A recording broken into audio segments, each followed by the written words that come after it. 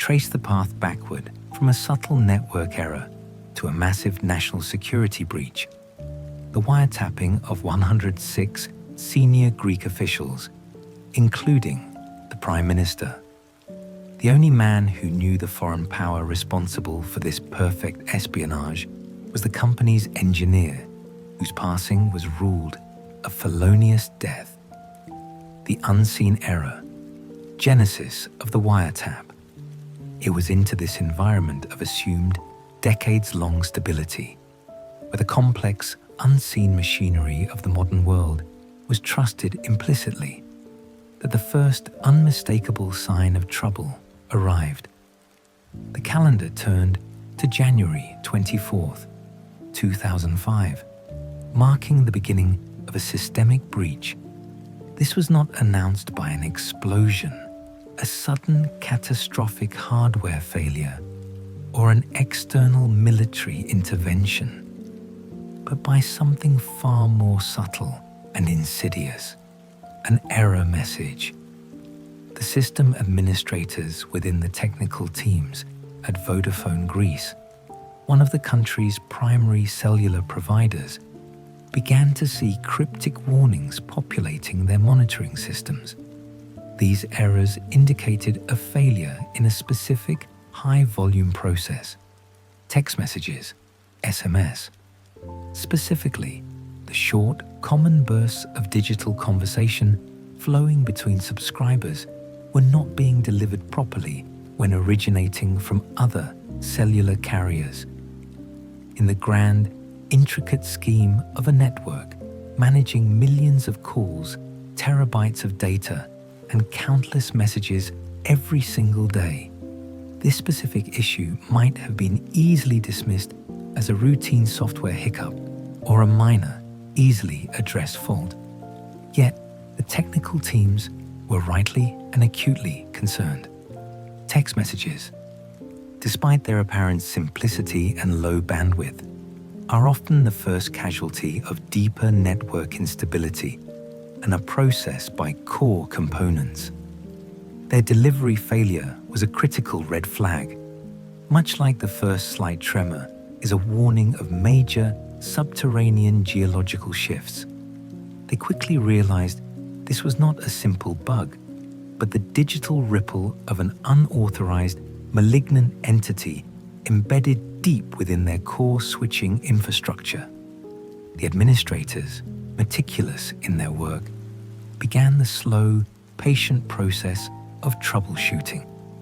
They pored over the error logs, examining the cryptic stream of data dumps from the system, searching for the root cause of the delivery fault. They knew the problem was related to the AX switching exchanges, the very devices responsible for routing calls and messages seamlessly across different providers. The issue, however, was stubbornly elusive. Days turned into a week, and the network continued to struggle with the specific task of inter-carrier text delivery. Meanwhile, customers, unaware of the quiet drama unfolding inside the company, began to complain that their crucial messages were simply vanishing into the ether. The true nature of the network operation was a marvel of silent, continuous exchange. The systems of Vodafone Greece, a prominent unit within the global telecommunications structure, were anchored by the colossal architecture of Ericsson, the Swedish manufacturer whose history was intertwined with the very development of global connectivity.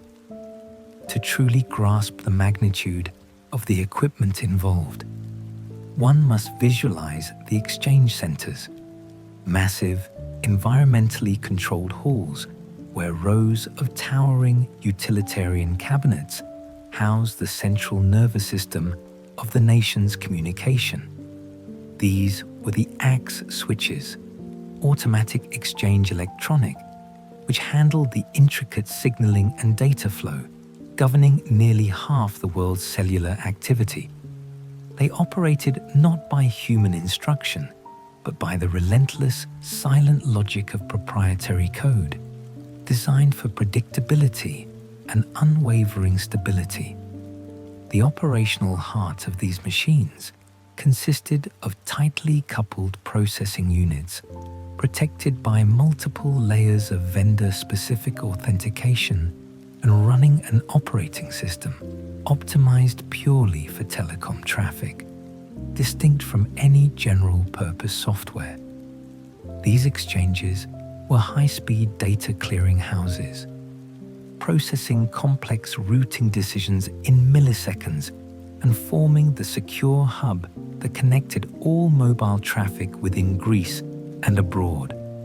The inherent reliance on Ericsson's proprietary Plex code meant that the system was, by design, a closed ecosystem, largely immune to the common vulnerabilities that plagued standard operating systems, which only heightened the shock of the eventual discovery. The AX system was constructed in modular blocks, with every function, from call handling to billing, segregated into specific software units, making unauthorized modification exceptionally difficult and highly conspicuous to internal diagnostic tools.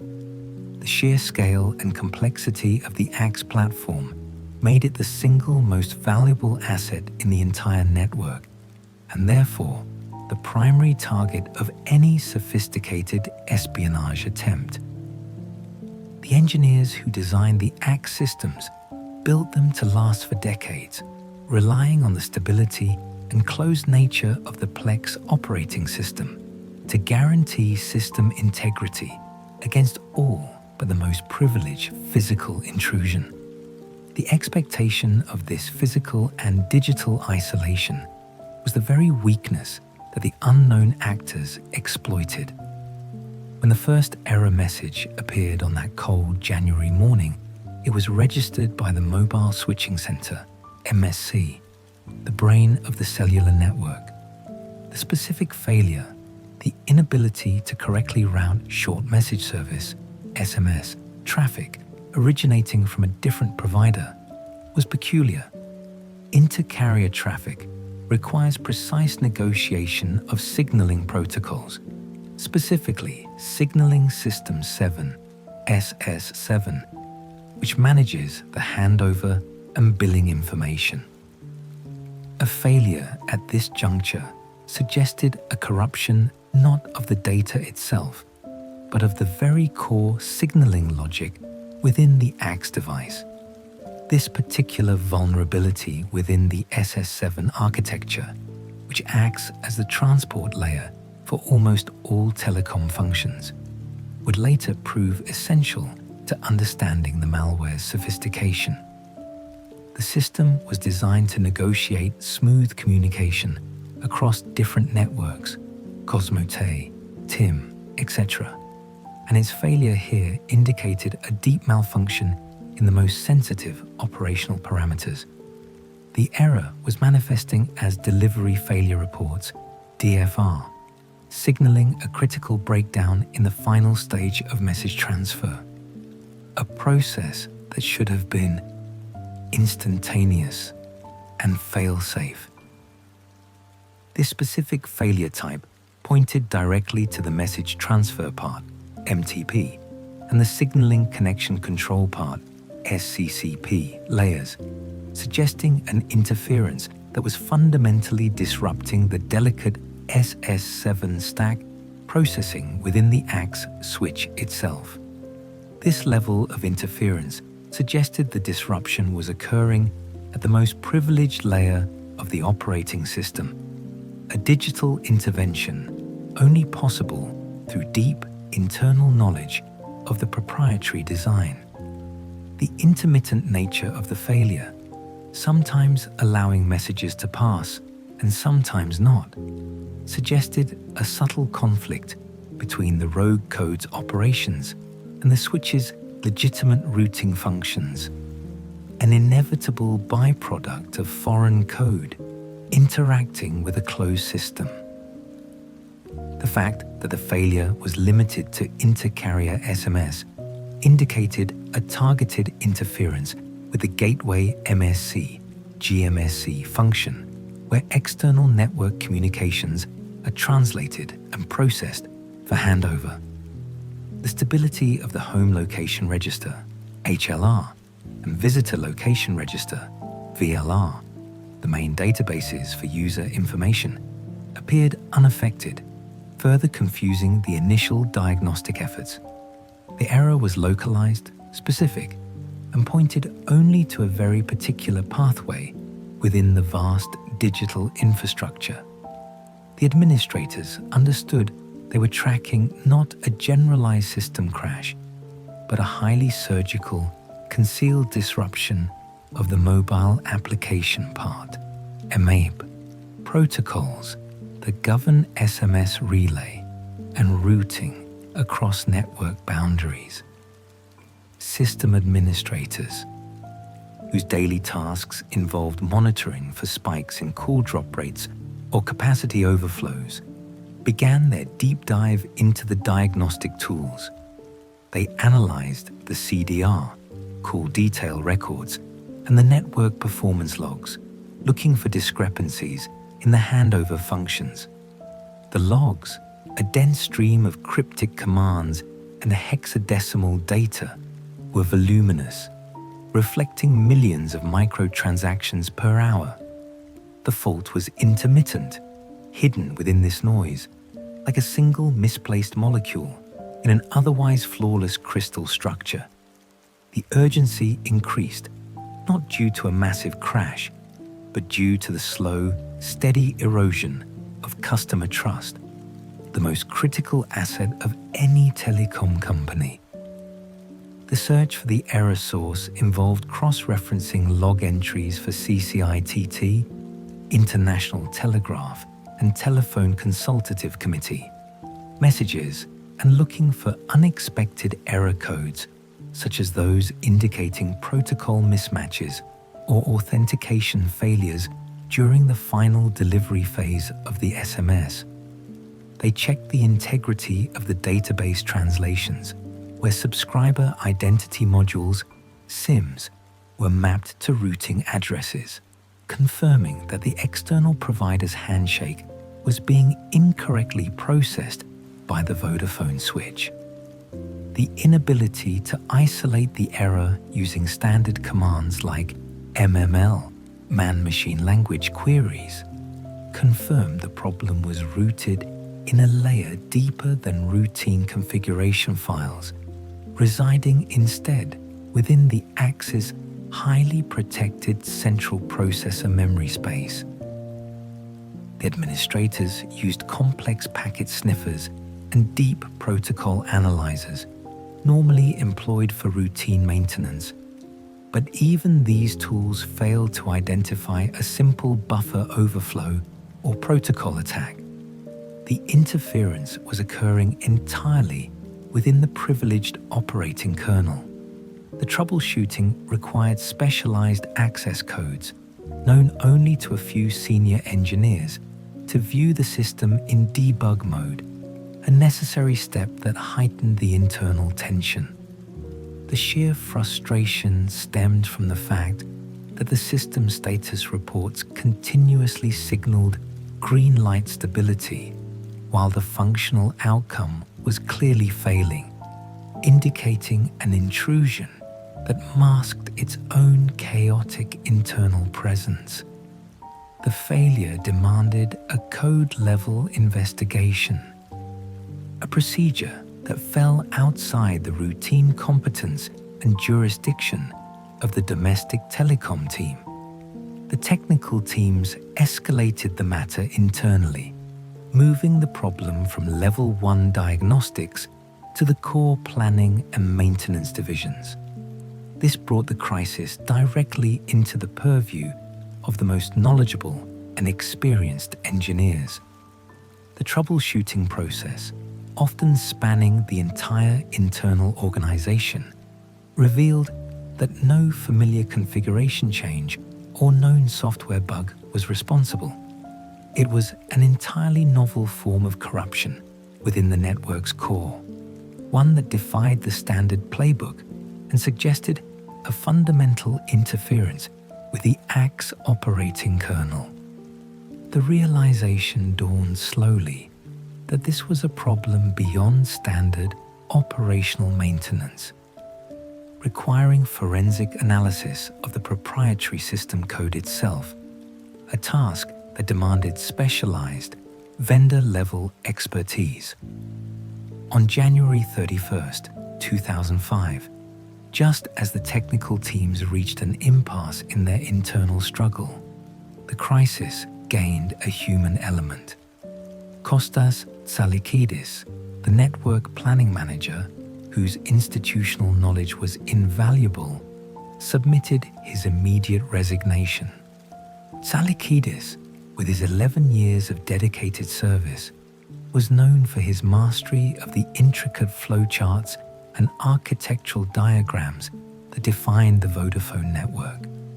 His sudden departure, coinciding precisely with the recognition of this profound, inexplicable network error, would later be seen as a chilling indicator of the hidden stakes.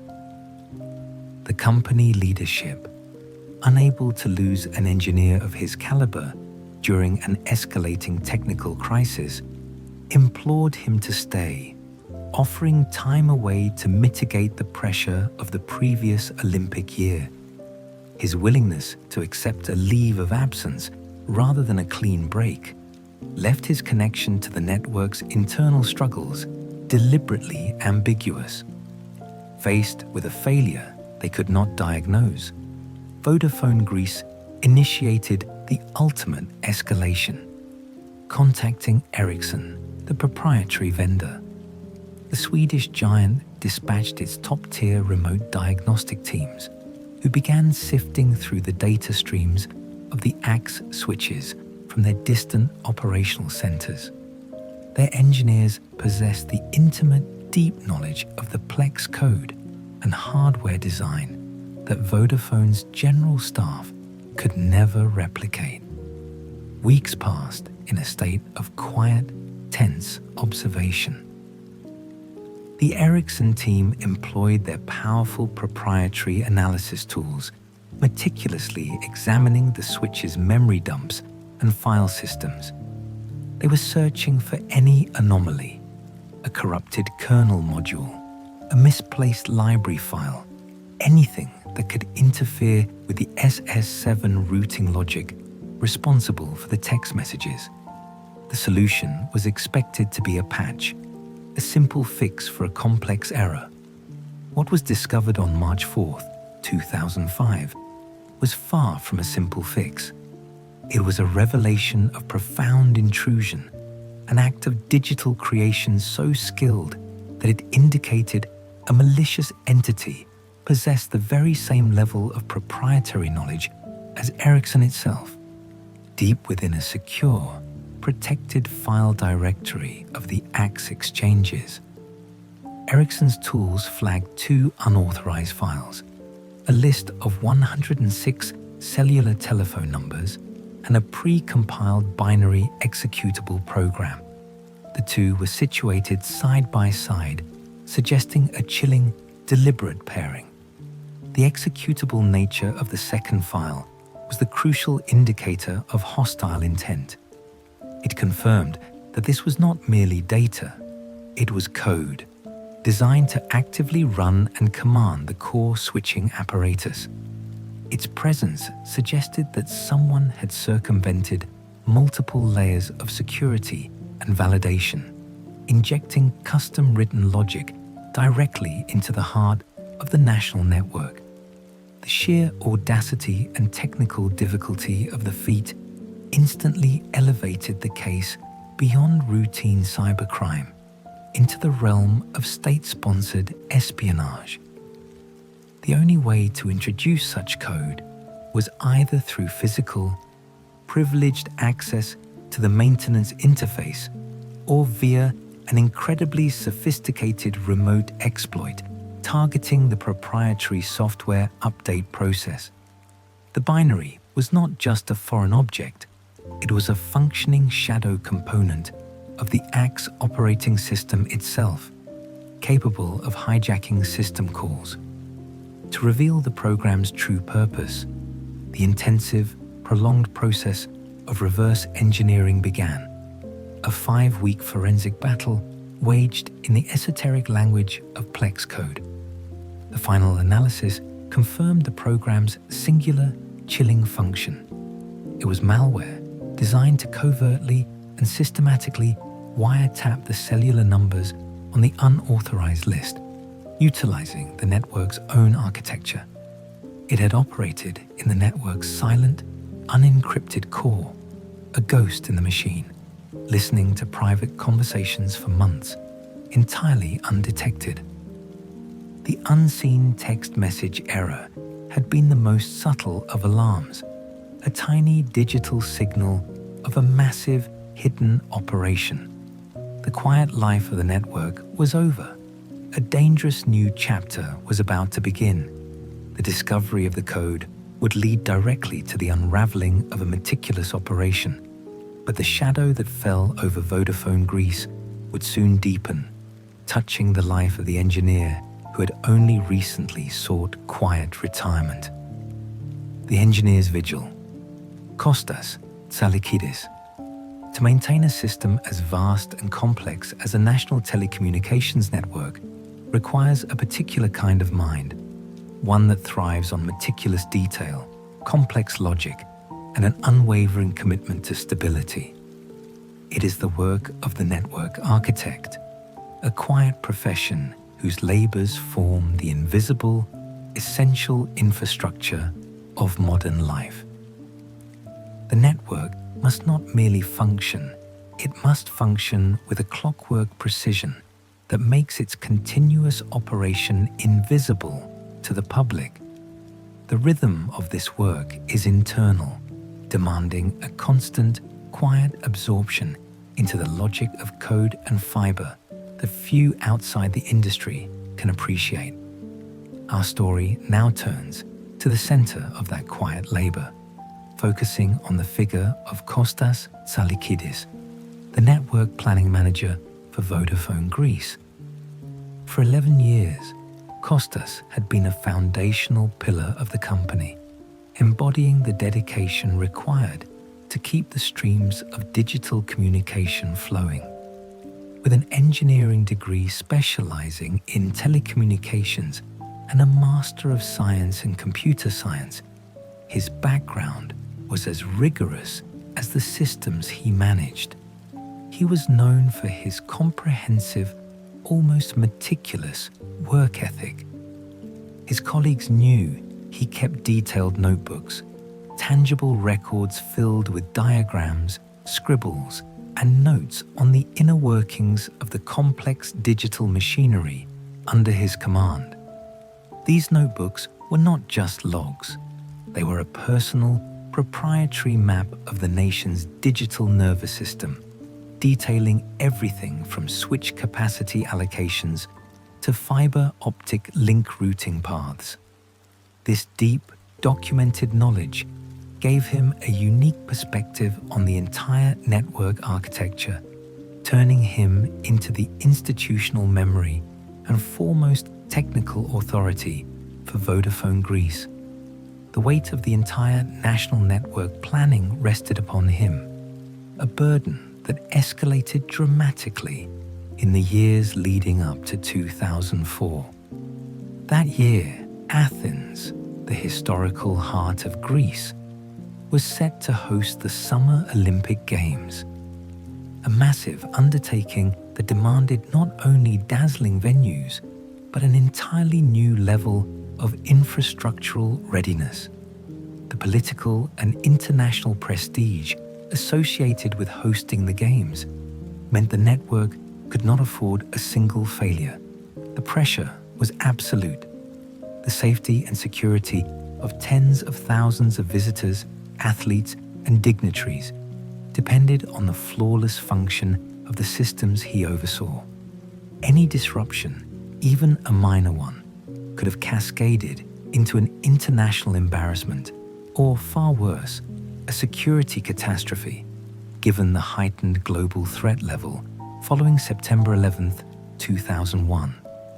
For Costas and the entire Vodafone technical team, the period before the August 13th opening ceremonies was a marathon of intense, protracted effort.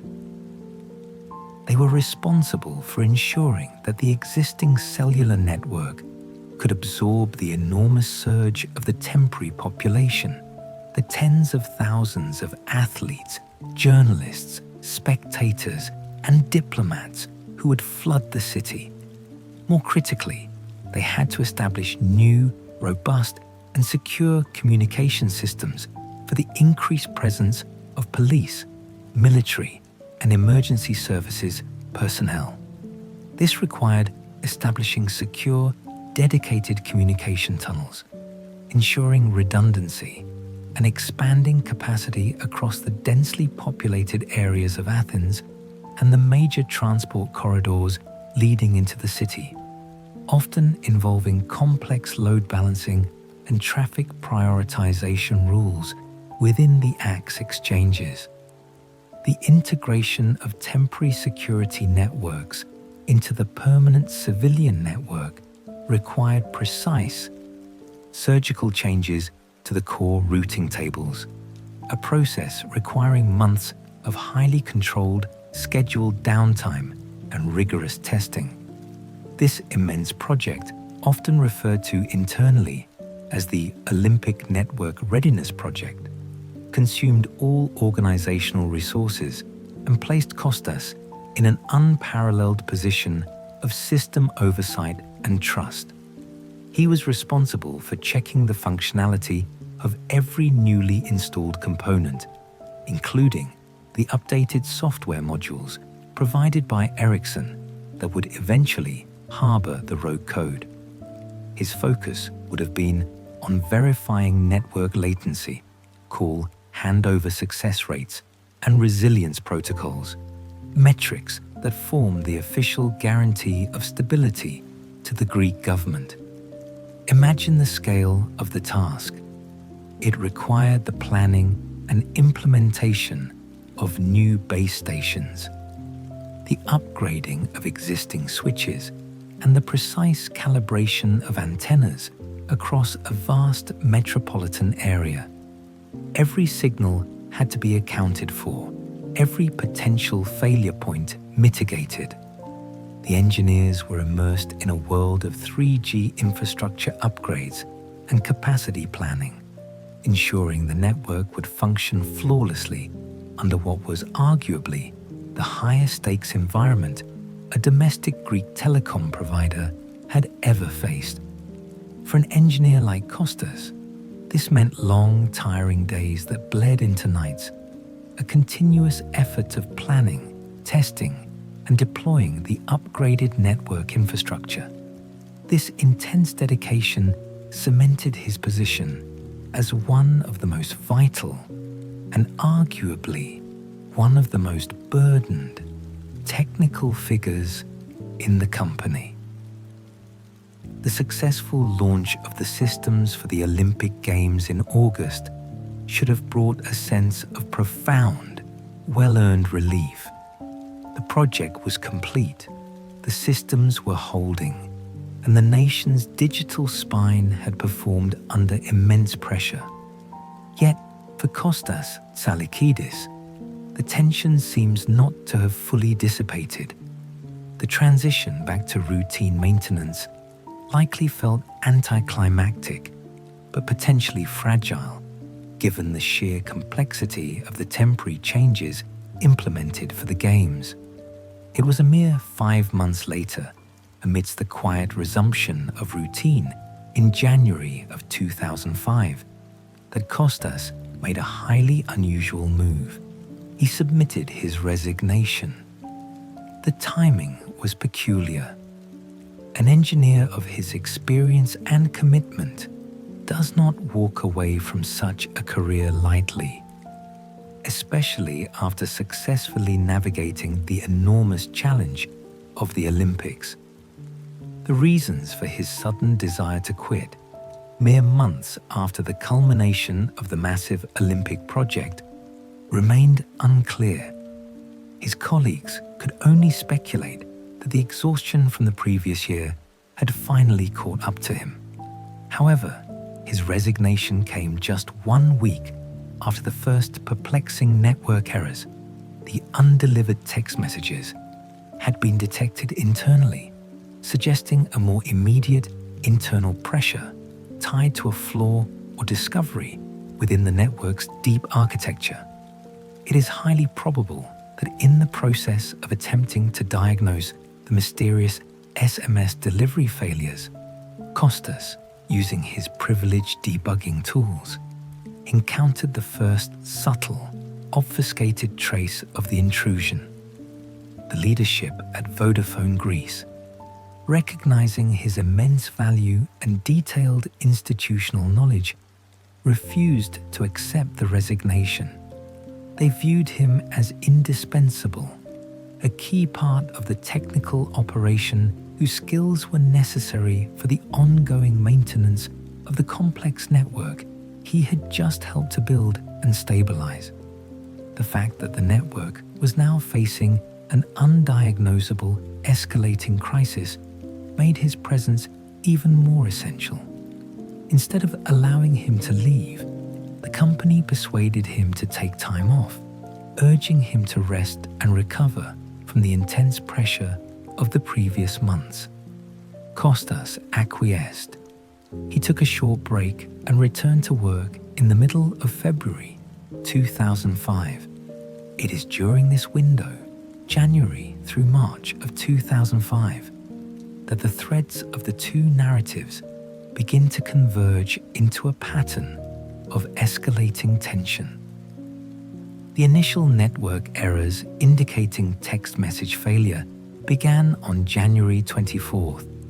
Costas resigned on January 31st.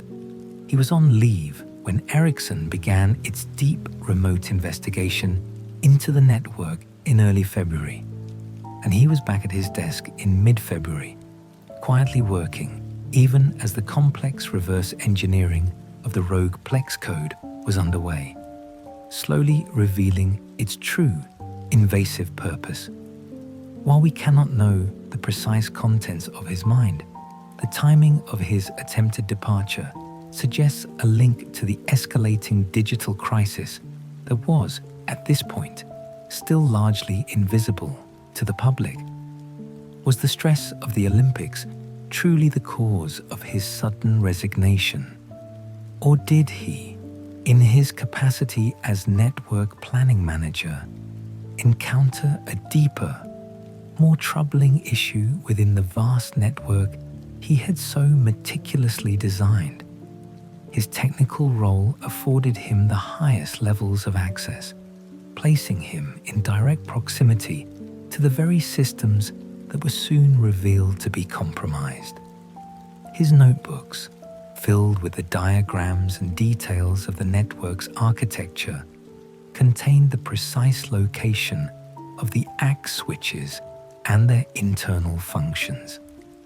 As the individual responsible for coordinating large-scale software upgrades and maintenance, he was often the last person to sign off on technical changes.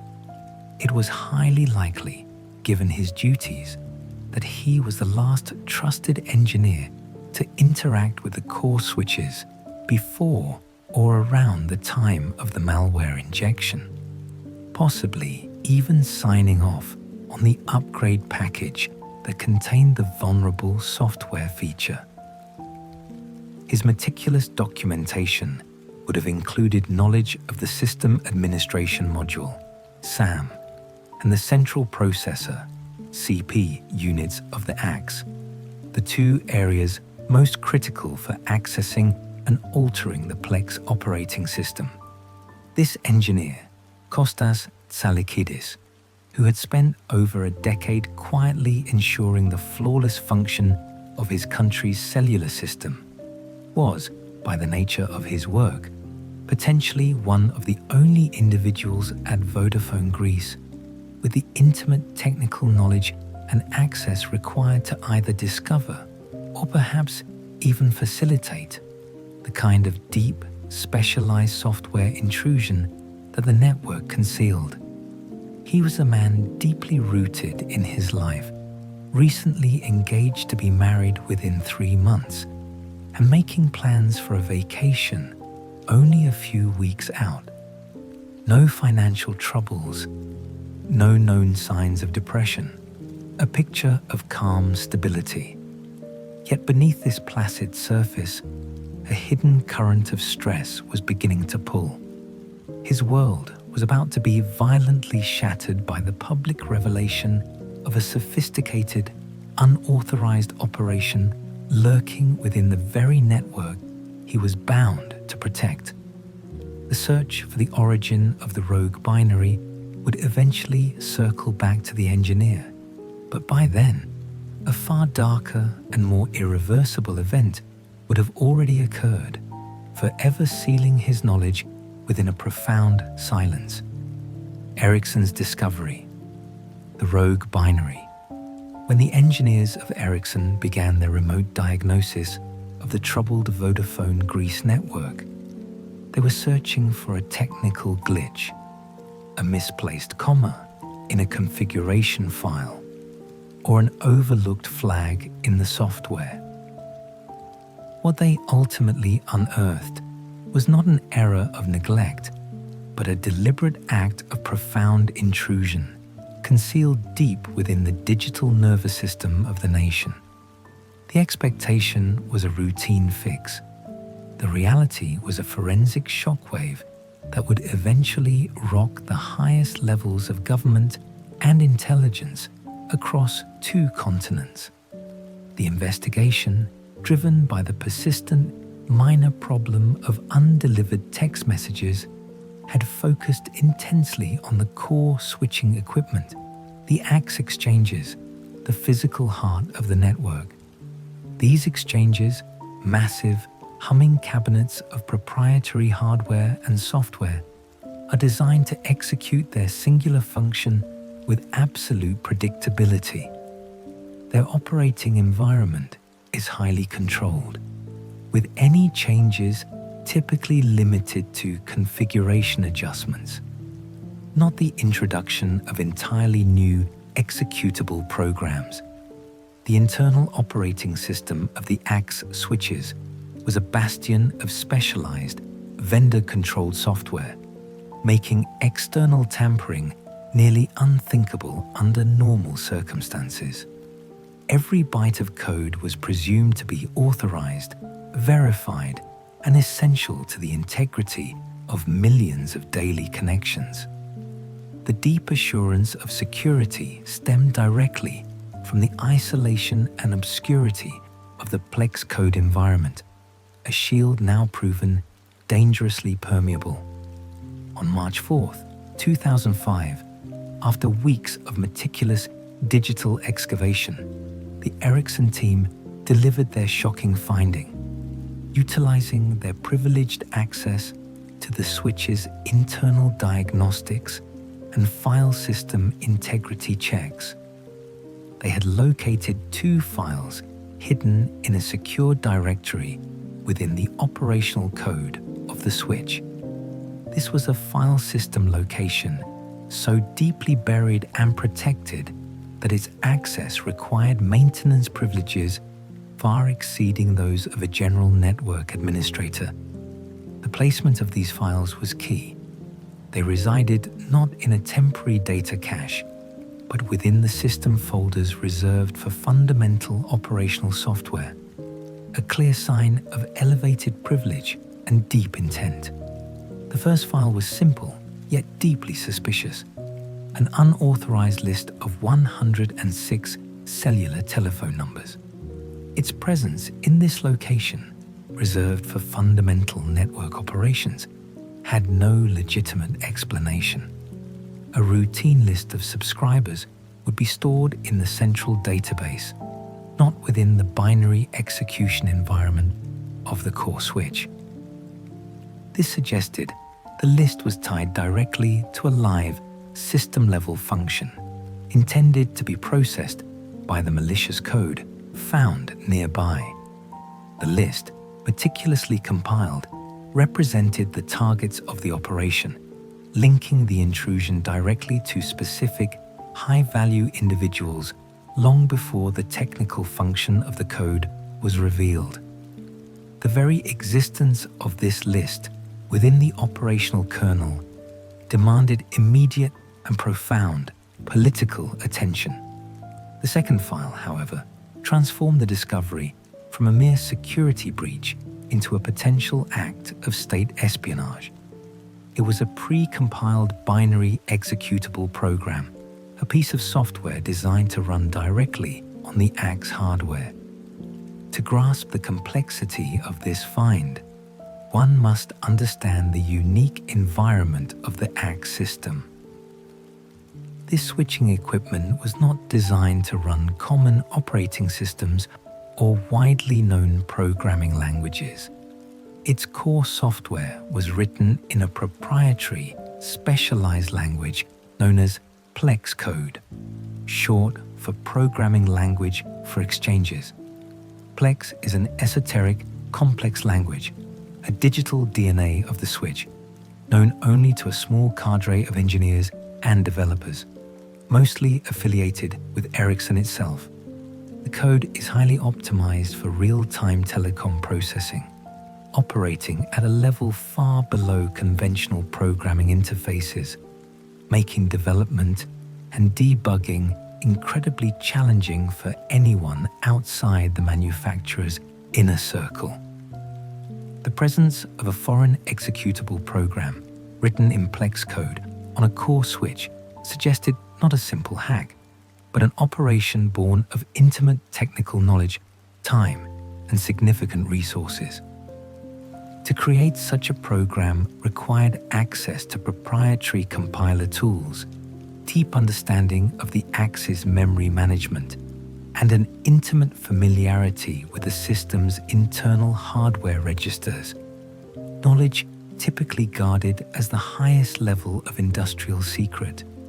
It was an act of digital craftsmanship that defied conventional cybercriminal capabilities. The intrusion was like finding an alien, self-sustaining organism deep within the human nervous system, built precisely from the components of the host body, utilizing the established blood flow for its own parasitic needs.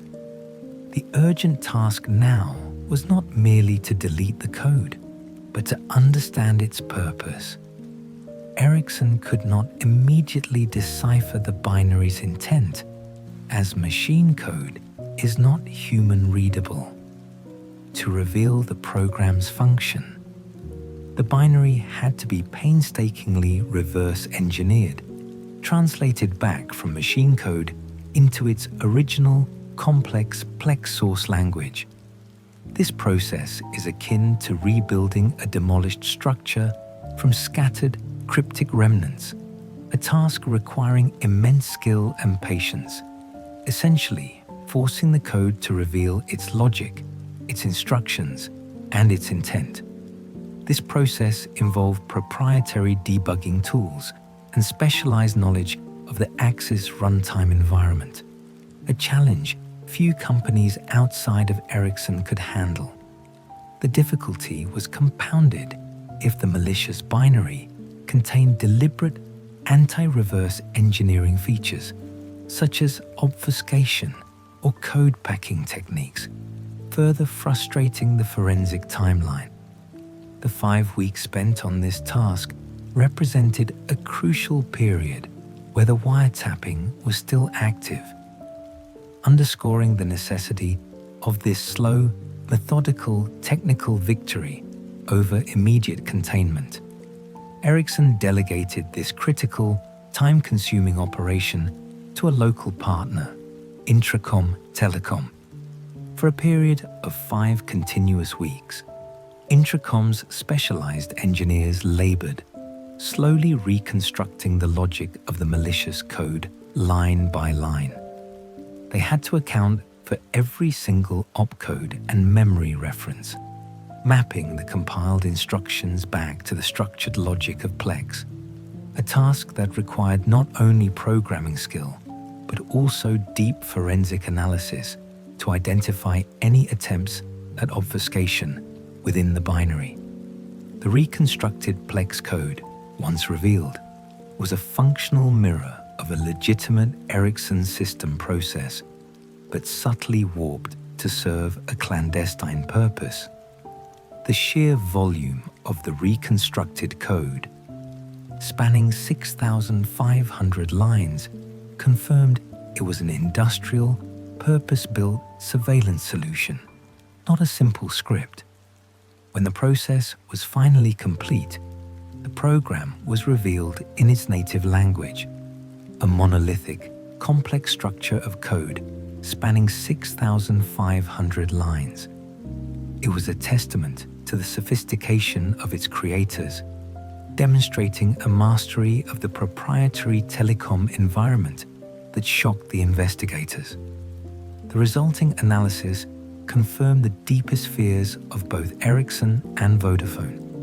The code was not malicious in the sense of causing immediate system damage or data loss. Rather, it was a highly sophisticated piece of surveillance software. Its sole function was to interface directly with the AXE switch's operational kernel, allowing it to secretly utilize a powerful, embedded feature of the Ericsson system. This program was designed to use the core network architecture to covertly and systematically wiretap the calls originating from and directed to the 106 cellular telephone numbers found in the accompanying unauthorized list. The purpose of the code was to activate a latent surveillance capability, extracting voice and data streams from the core processing units of the exchanges. The two unusual files were not separate anomalies. They were two parts of a single, meticulously constructed mechanism for widespread, deep-seated espionage. The rogue program provided the technical execution, and the accompanying list provided the targets. The intrusion violated the most fundamental assumption of a telecommunications company, that the privacy of the conversations routed through its exchanges is absolute, save for legally authorized exceptions. Vodafone Greece had played no part in writing or authorizing this code. It was a digital siege conducted by unknown actors from the outside, utilizing a hidden, sophisticated weakness within the proprietary architecture. This rogue, 6,500-line program, built on an obscure language and leveraging the deepest functions of the switching equipment, was, in essence, an unprecedented piece of telecom malware. Its discovery marked a terrifying new phase in digital espionage, forcing the realization that the silent, internal workings of a nation's communication infrastructure were no longer secure against an actor capable of such meticulous, high-level Plex code craftsmanship.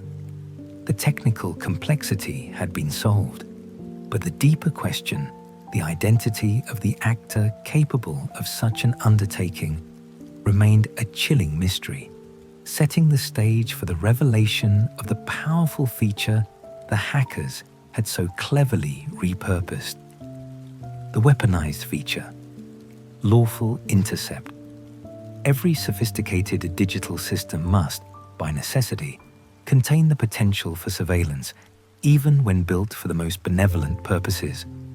This capacity, known broadly as lawful interception, is a mandatory feature in telecommunications equipment across the developed world, designed to serve the needs of criminal investigation and national security. Yet, in the hands of an unauthorized entity, a feature built for legal order can become the perfect, silent tool of espionage. This inversion of purpose transforms a safeguard into a weakness, a quiet operational detail into a profound national liability. The rogue program, 6,500 lines of Plex code, discovered in the heart of the Vodafone Greece AX switches, was a master key to a system that already possessed the built-in capacity to spy. Ericsson, like any global telecom manufacturer, integrates lawful intercept (LI) capabilities directly into its equipment. This feature ensures that when a legal warrant is presented by authorities, the telephone provider can comply, extracting and delivering a copy of the target's communications to law enforcement. The implementation of this feature is not optional. It is a fundamental requirement for selling telecommunications infrastructure to most developed nations, a quiet prerequisite of engaging in commerce in the modern, security-conscious world. The existence of the LI component acknowledges the state's potential right to access communications under legal authority, thereby baking a powerful surveillance mechanism into the global infrastructure itself. To understand the core of the compromise, we must first examine the two distinct components of the Ericsson Lawful Intercept architecture. The first is the Remote Control Equipment Subsystem, or RES. The RES is the engine of the surveillance, the internal piece of software, deeply embedded within the exchange, that performs the actual physical wiretapping. It receives the command to tap a specific number, replicates the data stream for that call or message, and is responsible for routing that copied information away from the network's normal flow. The RES is a core function, a mandatory part of the system's operational codebase, and is always present in the AX switch, existing in a dormant, ready state within the telephony exchange (TE) subsystem. Its operation is designed to be invisible to the user and transparent to the normal flow of traffic. The RES functions by tapping into the time division multiplexing (TDM) streams that carry the digitalized voice data through the switch's backplane, creating a parallel stream without impacting the primary communication path. The second, and equally critical component, is the Interception Management System, or IMS. The IMS is the control panel, the user interface that sits external to the main switch. It is through the IMS that authorized personnel, typically law enforcement or a designated telecom security team, log in, input the telephone number mandated by a judge's warrant, and manage the interception. Crucially, the IMS is also the record keeper. It generates logs and permanent records of every single wiretap command executed. This feature ensures accountability and allows authorities to confirm that all surveillance is targeted and lawfully sanctioned. Without the IMS, there's no official record and no way to verify that a wiretap is being conducted legally, thus violating fundamental privacy laws. The IMS serves as the civilian, verifiable layer of control over the military-grade surveillance capability of the RES, providing a necessary audit trail and accountability mechanism against abuse. In most countries where lawful interception is a regulated practice, a telecom provider must purchase a license and activate the entire IMS system, often at great expense. This purchase activates the front-end logging and control, ensuring transparency and legal compliance. It is a necessary financial and operational step to legally utilize the built-in RES capability. The licensing agreement usually dictates strict protocols for accessing the IMS, typically requiring multi-factor authentication and logging all administrative access attempts to ensure the audit trail remains immutable. Here, however, lay the unique and profound vulnerability exploited in the case of Vodafone Greece. In 2003, Vodafone had initiated a major software upgrade for its AX switches with Ericsson. As part of this standardized package, the underlying RES software, the internal tapping engine, was installed as a permanent, functional part of the switch's operating system. This inclusion was standard practice for Ericsson, whose products needed to serve customers in over 180 countries, many of which had established lawful interception laws. But in Greece at that time, the legal landscape was different. Wiretapping, even by authorities, was not yet formally regulated or permitted by law. There was no governmental body authorized to compel a wiretap, and therefore Vodafone Greece had no immediate need for the control panel. They did not purchase or activate the front-end IMS system. The IMS would have incurred significant licensing fees and operational overhead that was unnecessary under Greek law, creating an economic incentive for the carrier to leave this non-essential component dormant. The result was a powerful, silent anomaly within the network. The RES engine, the technical capability to wiretap any line on the network, was fully installed and dormant in the background, a gun without a safety lock or a scope. It was an unmonitored backdoor built into the system, waiting for an instruction that would never come from the legitimate, logging-enabled IMS. This dormant capability represented a perfect zero-day feature exploitation. The internal trigger mechanism for the RES was exposed, waiting for an unauthorized command sequence. The hackers, having attained an intimate, proprietary knowledge of the AX architecture and Plex code, recognized this technical oversight as the perfect point of entry. Instead of attempting to build an entirely new wiretapping mechanism from scratch, a monumental task that would have been far more conspicuous and risky, they chose a path of profound sophistication. They weaponized a dormant, built-in feature. They did not need to introduce a new, noisy function. They only needed to command a powerful, existing one. The 6,500 lines of rogue code served as a ghost IMS. It was a meticulously crafted instruction set that bypassed the necessary front-end control system and communicated directly with the RES engine. It instructed the RES to begin tapping the 106 target numbers, replicating their digital voice streams.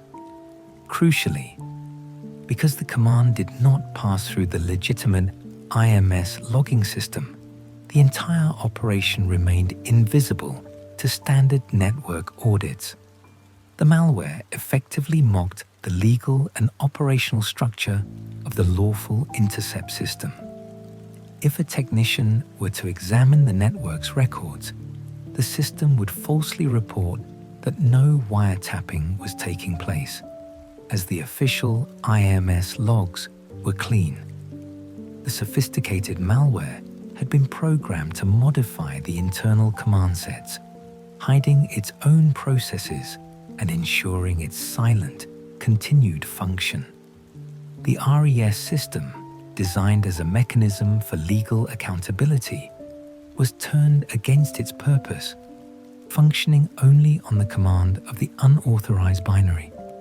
This choice of attack vector, the activation of an existing unmonitored capability, was the true stroke of genius behind the operation.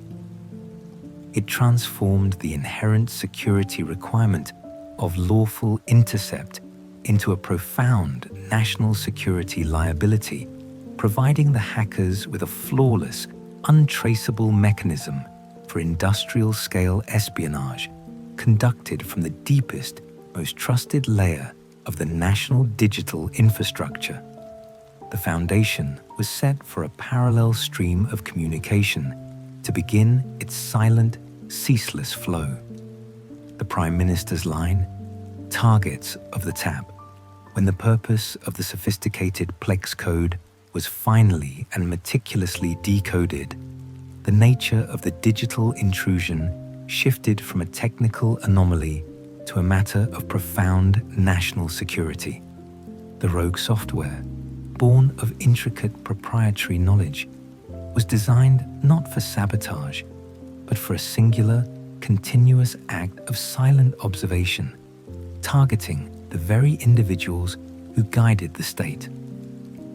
The core of the operation was a simple, yet devastatingly effective, digital roster, the list of 106 cellular telephone numbers. This was the Target Manifest, a roll call of the most senior government officials within Greece.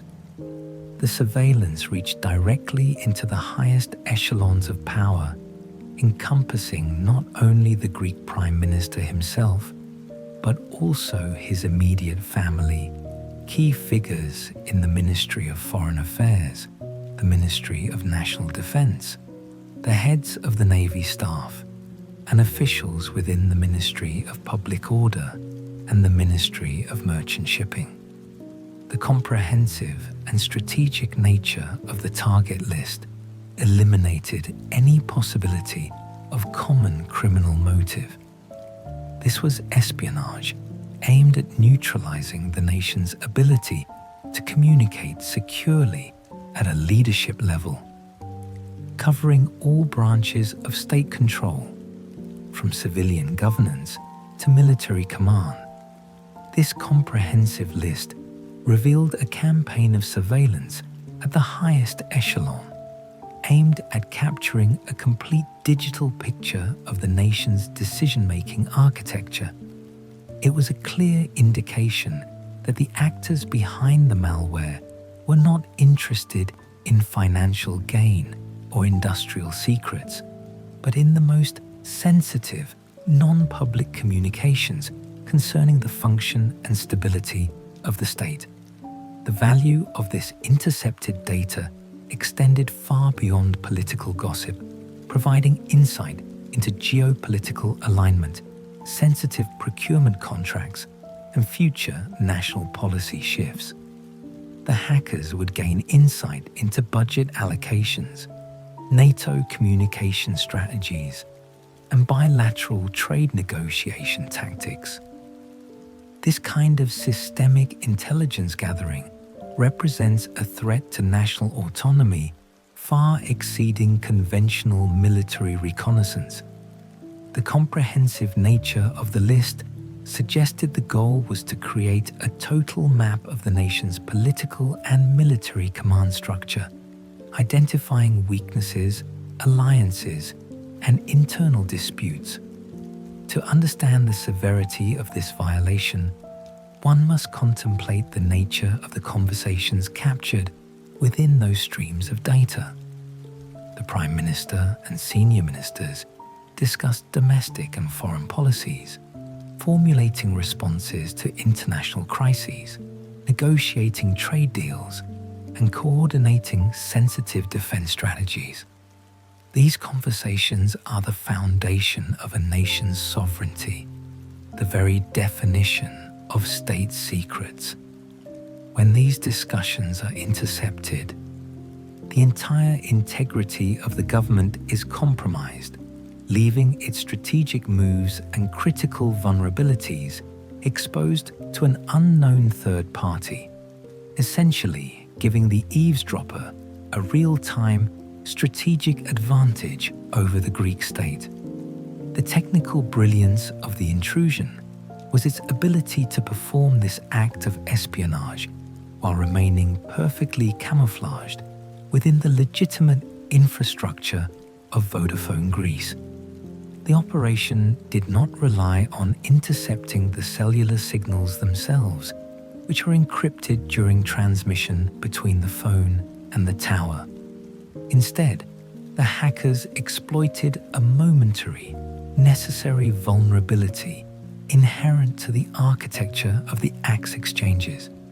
When a call reaches the exchange, the central switching station, it must be momentarily decrypted from the radio waves into raw digital data.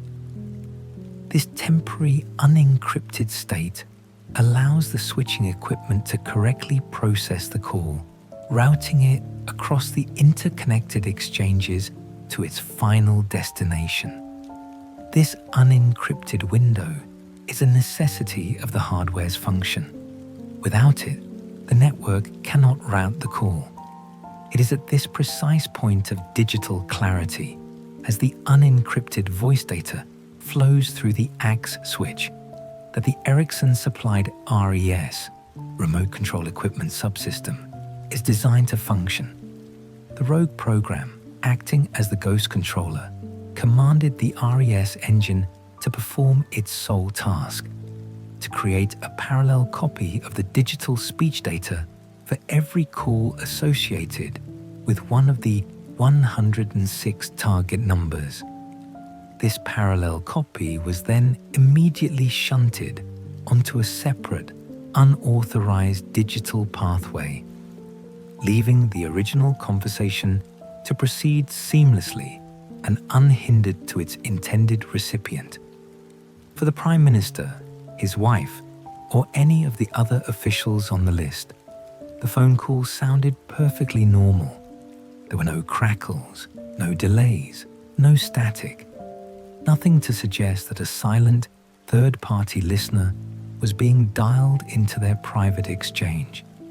The connection felt secure, the conversation private, while simultaneously, a perfectly replicated digital version of their voice and words was being siphoned off and directed to a hidden network of receivers.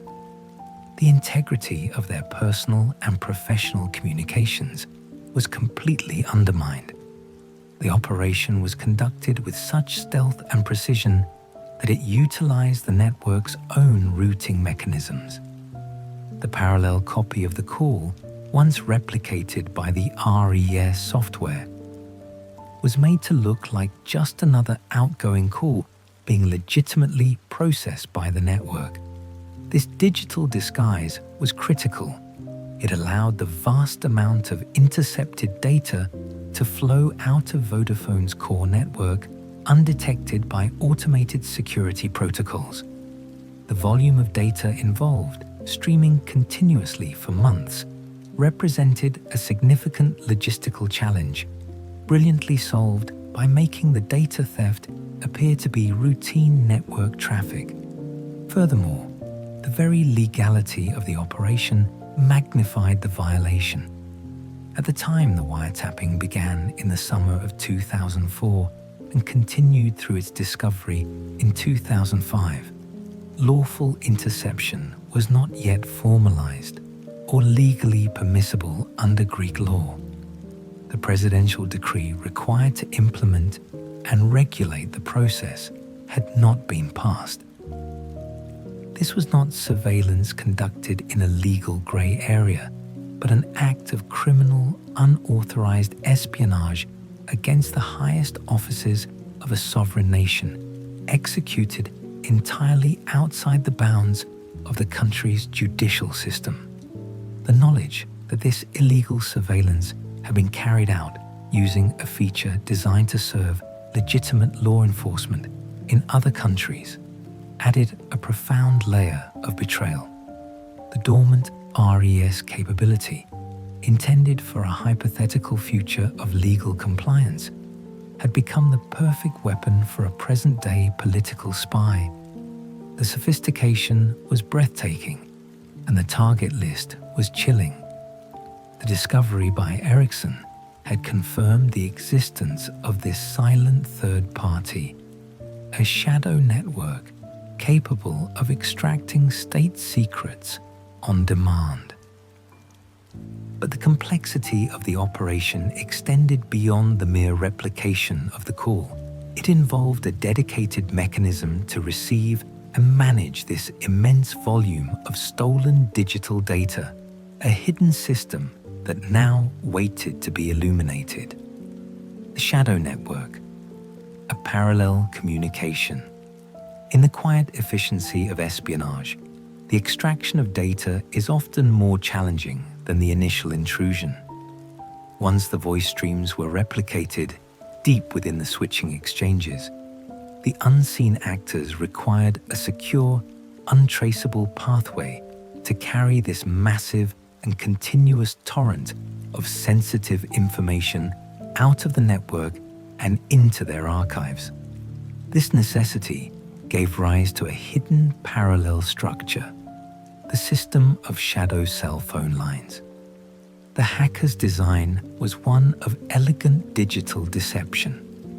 The RES software, now operating under the command of the rogue Plex code, was instructed to treat the copied call data as a standard outgoing call.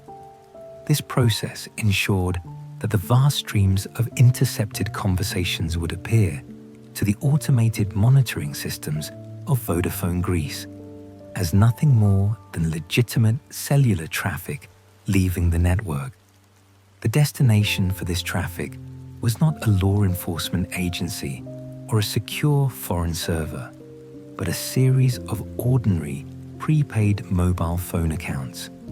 The use of prepaid phones added another layer of untraceability, minimizing the paper trail linking the receiving numbers to any official entity, as they are typically purchased with minimal identification requirements. These accounts, known as the 14 shadow cell phone lines, formed a parallel communication network designed purely for the act of digital eavesdropping. They were the receiving vaults for the secret data. Whenever a target on the list of 106 initiated or received a call, the RES engine would silently establish a connection to one of these shadow lines. The digital speech data, the unencrypted recording of the conversation, was then transmitted across this internal, unmonitored link. This established a continuous data tunnel between the core switch and the listening post. Consider the technical foresight required. The perpetrators knew that a single shadow line would be insufficient.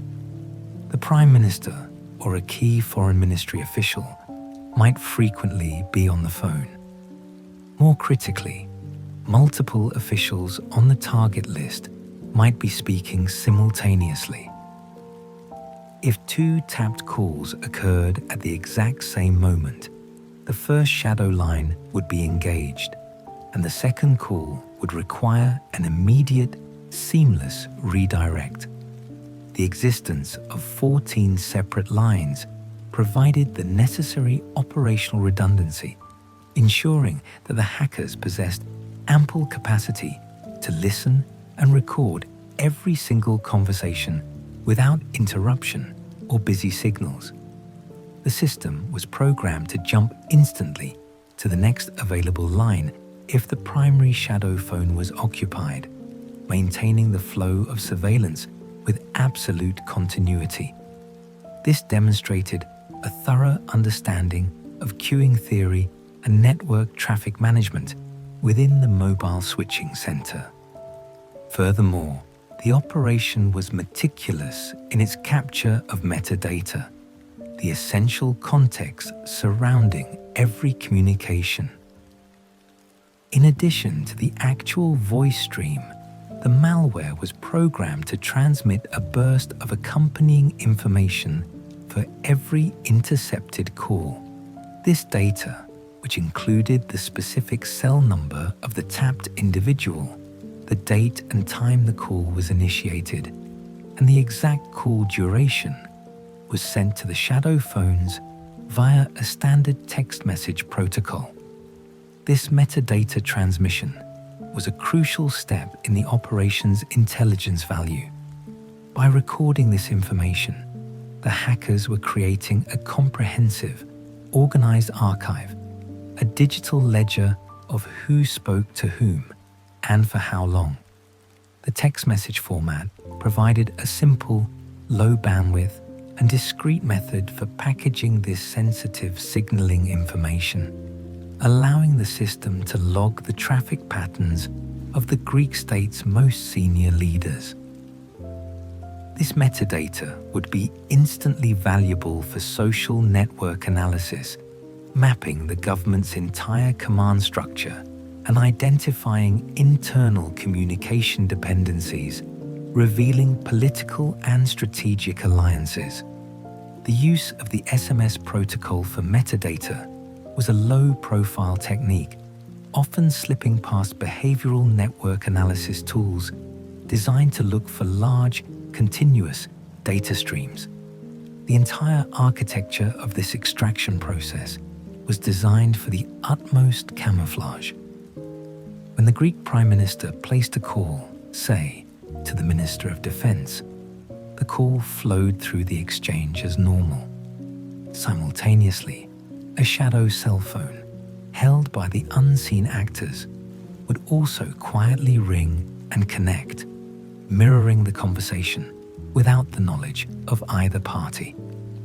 When the two ministers concluded their discussion and disconnected, the shadow line would drop its silent connection, and the captured data would be safely stored in the hacker's hands. The technical implications of this shadow network were profound. It was not merely a collection of prepaid SIM cards.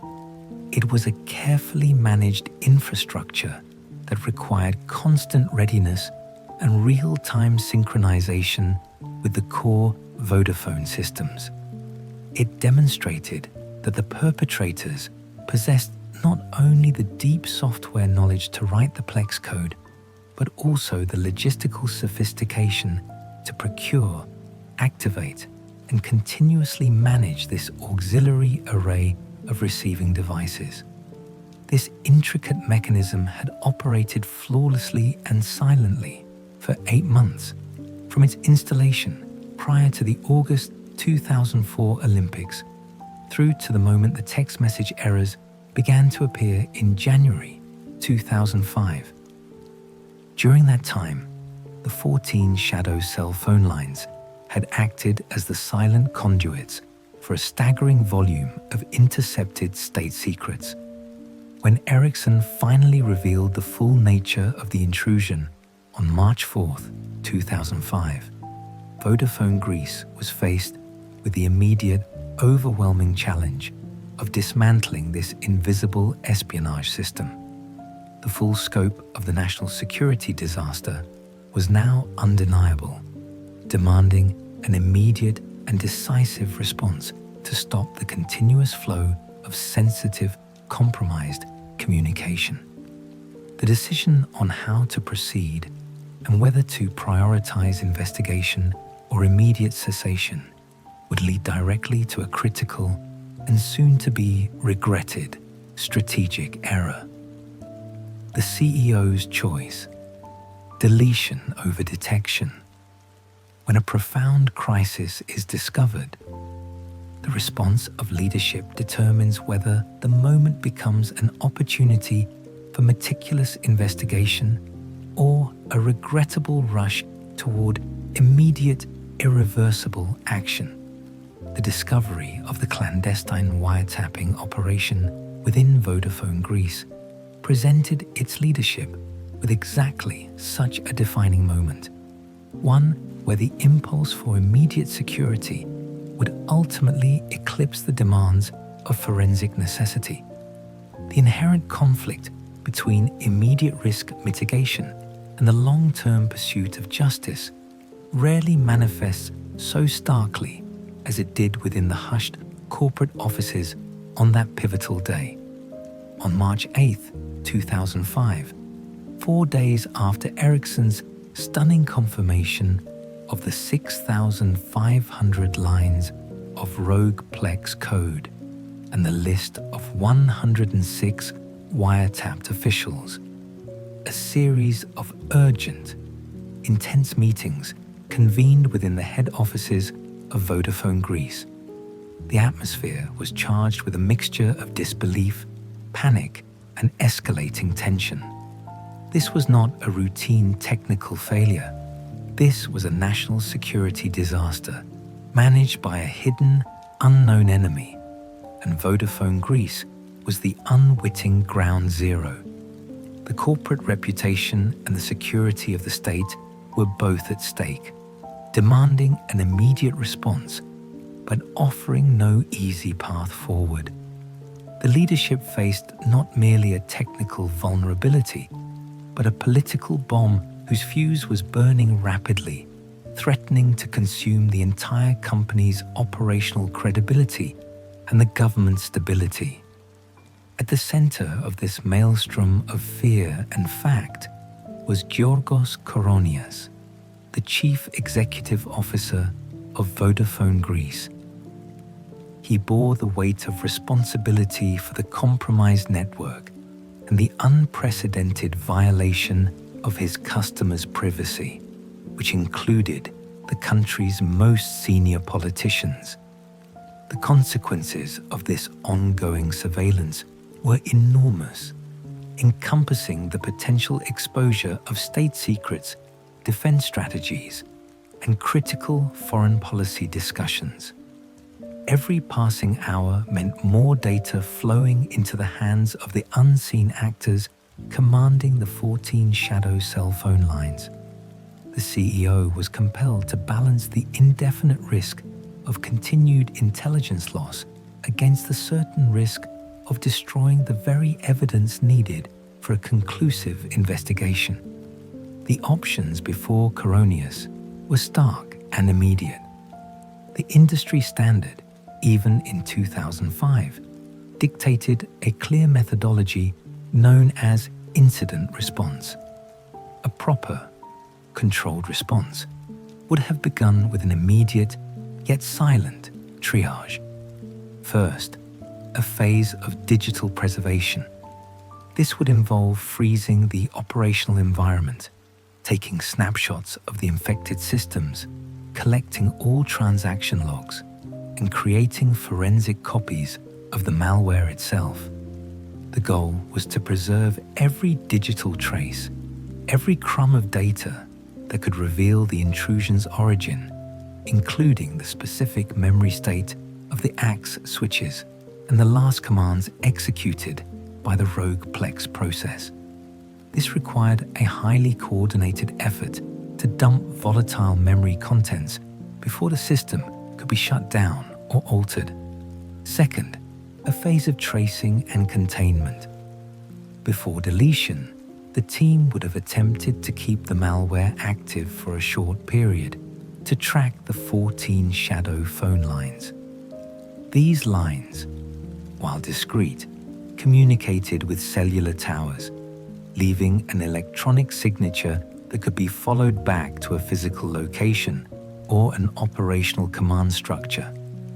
This critical step was the only way to transform the digital evidence into a real-world lead, pinpointing the location of the listening post, which was the final destination of the stolen data.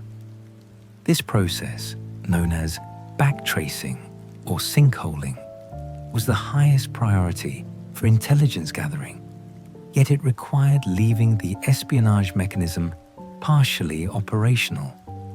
Only after these steps were completed would the final phase of remediation, the complete and permanent deletion of the malware, be executed. The delay was deliberate, sacrificing a few hours of ongoing surveillance for the invaluable forensic data required to identify the perpetrators and close the security gaps permanently. However, in the highly charged environment of the March 8th meetings, the prevailing instinct was not meticulous investigation, but immediate, total cessation. The fear of continued exposure outweighed the need for evidence. The immense political and legal liability facing Vodafone Greece demanded that the flow of compromised data stop instantly, overriding the sober requirement for forensic collection, a decision likely influenced by internal panic and a profound desire to regain control of the narrative. The political cost of every minute the Prime Minister's calls remained exposed was deemed infinitely higher than the evidentiary value of keeping the malicious process alive.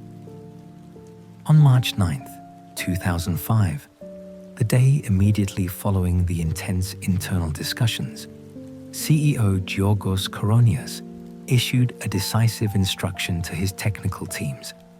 He ordered the full deactivation and deletion of the malware from the infected Vodafone systems, demanding that the operation be stopped in its tracks.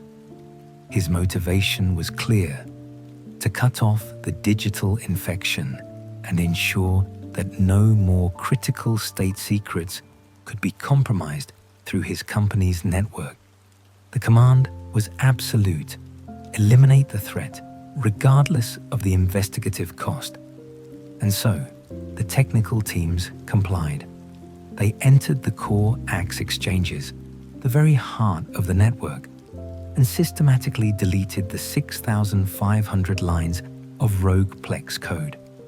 This involved physically overriding security protocols to eliminate the foreign binary. Simultaneously, they proceeded to disable all 14 shadow cell phone lines that were actively receiving the tapped calls, extinguishing the flow of stolen data. With the command structure removed and the receiving conduits silenced, the wiretapping operation was over. While this action successfully halted the surveillance, it constituted a profound and ultimately catastrophic failure of forensic incident response. The very act of deletion sent an instantaneous, unambiguous signal to the unseen hackers: you have been discovered. The speed of the response ensured that the perpetrators had ample time to cover their tracks, to erase any remaining digital footprints, and to melt back into the anonymity from which they emerged. By choosing immediate removal over forensic preservation, the Vodafone leadership destroyed the most critical piece of evidence needed to answer the fundamental question: how did they get in, and who are they? The deletion wiped the volatile data that could have explained the intrusion vector, and more importantly, it rendered the 14 shadow cell phone lines useless as tracing tools. These lines were the only physical, traceable leads in the entire operation. Once disabled, their last movements, their communication patterns, and their connection points to the cellular tower grid were far more difficult to reconstruct, making it nearly impossible to trace the calls back to a physical location or a command post while the evidence was fresh. Koronias, when later questioned, would maintain that the immediacy of the threat necessitated the destruction of the malware. He would attempt to distance himself from the technical specifics, asserting that he lacked the knowledge to understand the complexities of the Ericsson-supplied RES software. Yet, the rapid, decisive deletion of the code ensured that the full truth about the attack, including who might have provided the crucial proprietary knowledge required for the Plex code construction, would be perpetually shrouded in ambiguity. The wiretapping was stopped, but the foundation for the investigation had been fatally undermined. The moment the digital evidence vanished from the Axis switches, the search for the perpetrators moved from the realm of hard forensic fact into the frustrating, inconclusive domain of circumstantial evidence and geopolitical speculation. And as the digital trace disappeared on March 9th, a profoundly human tragedy was already quietly unfolding, set to break the silence on the very next morning. The day of deceit, passing and decree. The narrative of digital espionage is often characterized by the cold precision of code, but the human consequences of such operations are always measured in confusion, pain, and loss. When the careful curtain of secrecy falls, the silence left behind is often the most profound. On the morning of March 10th, 2005, just one day after the hurried deletion of the wiretapping malware, a shadow fell over a quiet residential building outside Athens. This was the home of Kostas Tsalikidis, the meticulous network planning manager for Vodafone Greece. His apartment was located in a comfortable loft, only 7 miles distant from the corporate offices where the drama of the rogue Plex code had just reached its immediate, decisive conclusion. Kostas's mother, entering his apartment that morning, made the devastating discovery. Her son was found deceased, hanging from a rope in the doorway of his bathroom. The shock was immediate, the panic absolute. Within minutes, his brother, Panayotis, arrived, finding his mother hysterical in the hallway. He quickly cut down his younger brother, but it was too late. Kostas Tsalikidis, the engineer whose life was devoted to the steady flow of digital communication, had taken his own life. The circumstances surrounding the event were, at the very least, deeply perplexing to his family and friends. Kostas had been a man of quiet, settled happiness. He was recently engaged, with his wedding date planned for only 3 months away. He had made arrangements for a vacation in just a few weeks, finalizing plans with his fiancée. There were no known financial troubles, no history of depression, and no indication that he had been contemplating self-harm. To those who knew him best, the act was entirely uncharacteristic, a sudden, violent contradiction of his stable, well-ordered life. His brother, Panagiotis, viewing the scene with profound disbelief, took the unusual step of retrieving his camera before contacting the police. He felt an instinctual need to document the state of the apartment and the appearance of his brother, seeking a permanent record of the unsettling stillness that pervaded the scene. The appearance of Kostas's remains itself added to the family's mounting suspicion. As his sister-in-law later recounted, he did not bear the signs of a violent struggle or the typical appearance of a traumatic expiration.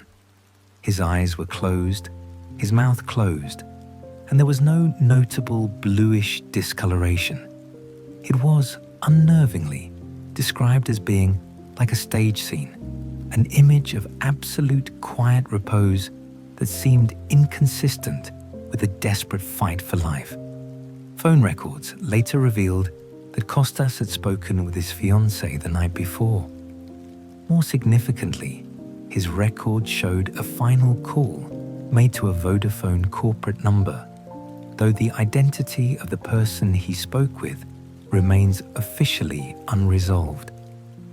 At 4:20 in the morning, just hours before his remains were discovered, he composed and sent a lengthy, comprehensive email, a 2-page document, to Vodafone's technical directors.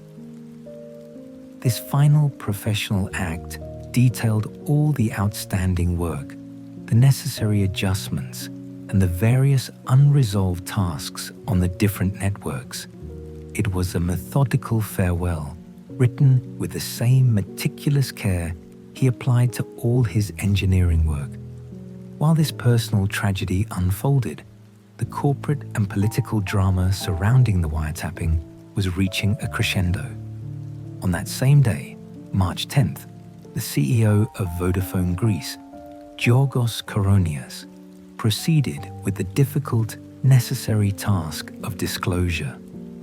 He met with the director of the Political Bureau of the Prime Minister and the Political Order Minister, as the Prime Minister himself was away attending a terrorism summit.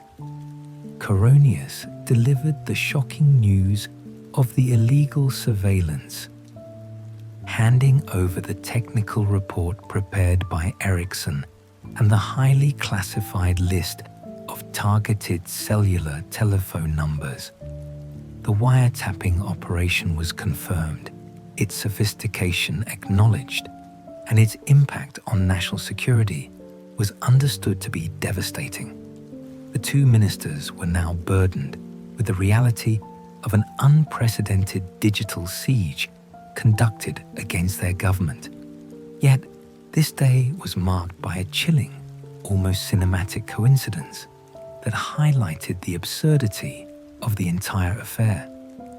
On March 10, 2005, the presidential decree regarding lawful interception in Greece officially came into effect. The law that created a legal process for authorities to conduct wiretapping, finally regulated and implemented, was activated on the very day that the illegal wiretapping scandal involving the nation's top officials was formally disclosed to the government. The timing was a stark, almost unbelievable juxtaposition of legal formality and criminal reality. When the Prime Minister returned and learned of the crisis, he immediately ordered a preliminary parliamentary investigation. The matter was deemed so sensitive that the investigation was mandated to proceed in absolute secrecy to avoid public panic and to prevent the unseen perpetrators from gaining further advantage. However, the question of Kostas Tsalikidis' passing could not be separated from the digital crisis consuming the company.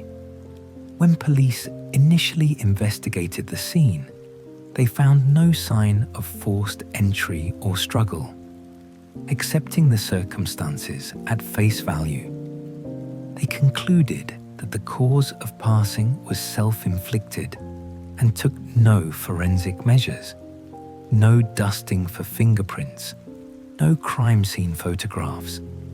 His remains were taken to the morgue for an autopsy the following day, while the corporate focus shifted entirely to the espionage investigation. Later, when the CEO of Vodafone, Giorgos Koronias, was questioned about Kostas' passing during the parliamentary investigation, he sought to create a firm distance between the two events.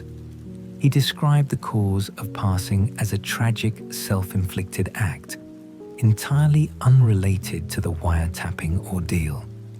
When asked if Kostas knew about the malware, Koronias stated that it was possible that, given his level of technical access and his role, Kostas could have stumbled upon the rogue code himself. The technical logs were gone, the rogue code was deleted, and the only figure who might have held the key to the intrusion was now silenced. Kostas Tsalikidis, the meticulous engineer, was both the victim of a personal tragedy and, by sheer coincidence of timing and role, the most potent piece of evidence in the greatest espionage case in modern Greek history. The parliamentary investigation would soon begin, but its integrity was already compromised by the chilling convergence of an erased digital trail and an unexplained human loss of life. The vanishing evidence, policy, or cover-up. The pursuit of truth within a digital crime often relies on the preservation of minute, often overlooked details. The timestamp of a file, the log of a system access, or the physical record of a technician's entry. When the search for evidence began in the aftermath of the wiretapping discovery, the investigators were met not with definitive logs, but with a disheartening absence, a pervasive digital emptiness that spoke volumes. the deliberate or accidental obliteration of forensic material, is often the single greatest obstacle to achieving a conclusive result in complex espionage cases, effectively neutralizing the entire investigative effort before it could even begin in earnest. The preliminary parliamentary investigation, mandated by the Greek government following the disclosure on March 10, 2005, was intended to meticulously trace the source of the rogueplex code and the illegal surveillance of the 106 officials. The primary, urgent goal was to establish a clear chain of custody and a chronological record of the events leading up to the malware's installation in August 2004. Yet, as investigators sought to reconstruct the timeline of the intrusion, specifically the moment the malware was installed and who possessed the crucial physical access, they encountered systemic roadblocks. The very systems that should have provided an irrefutable record of access were found to be silently erased. The vital evidence vanished. The first physical clue sought by the investigators was the record of individuals who'd been in proximity to the compromised equipment. The AX exchanges, located in secure central offices, required access logs. Vodafone Greece maintained a policy of using physical visitor sign-in sheets for these sensitive locations, records that would document who entered the facility and when. These sheets were essential to determine if an unauthorized individual, perhaps a foreign operative or a technical asset who did not normally work for the company, had been present. The paper logs, seemingly archaic in the digital age, represented the last physical evidence linking a person to the core switching sites. Investigators requested these sheets, hoping to identify any unusual or unauthorized personnel present during the critical period leading up to the August 2004 installation of the malware. The answer they received was a disheartening blend of corporate formality and investigative futility. Vodafone Greece had a standing corporate policy to destroy these sign-in sheets after 6 months.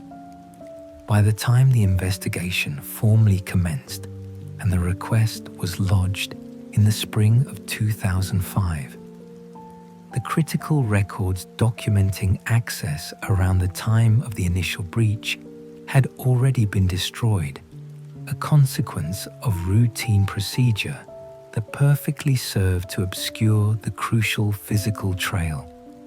This adherence to policy, occurring at the most sensitive moment in national security history, raised immediate and profound suspicion. Was it organizational negligence or deliberate action performed under the color of corporate compliance? This destruction, whether an unfortunate coincidence of policy or a deliberate act of concealment, was devastating to the investigation. The physical records that might have revealed a human insider, a foreign operative, or a technician with the necessary clearance and technical acumen were simply gone, swept away by the scheduled destruction cycle. The potential evidence that could link a face and a time to the 6,500 lines of malicious code was rendered irretrievable. The investigators were forced to acknowledge that the paper trail, the most basic form of accountability, had evaporated due to an internal corporate timeline that prioritized storage space over forensic integrity. The electronic trail proved to be equally elusive. The rogue program had resided on 2 of the core exchanges and 4 switches, all of which required system management. Investigators next sought the access logs to the management servers that controlled these switches. These logs, the digital chronicles of who had logged into the system, when they did so, and what commands they executed, are the lifeblood of a network security audit. They would have revealed the electronic credentials used to install the malware and the precise timing of the Plex code injection. Again, the investigators were met with a blank slate. After the malware was discovered and deleted, Vodafone had undertaken a process to upgrade 2 of the servers that had been part of the hack.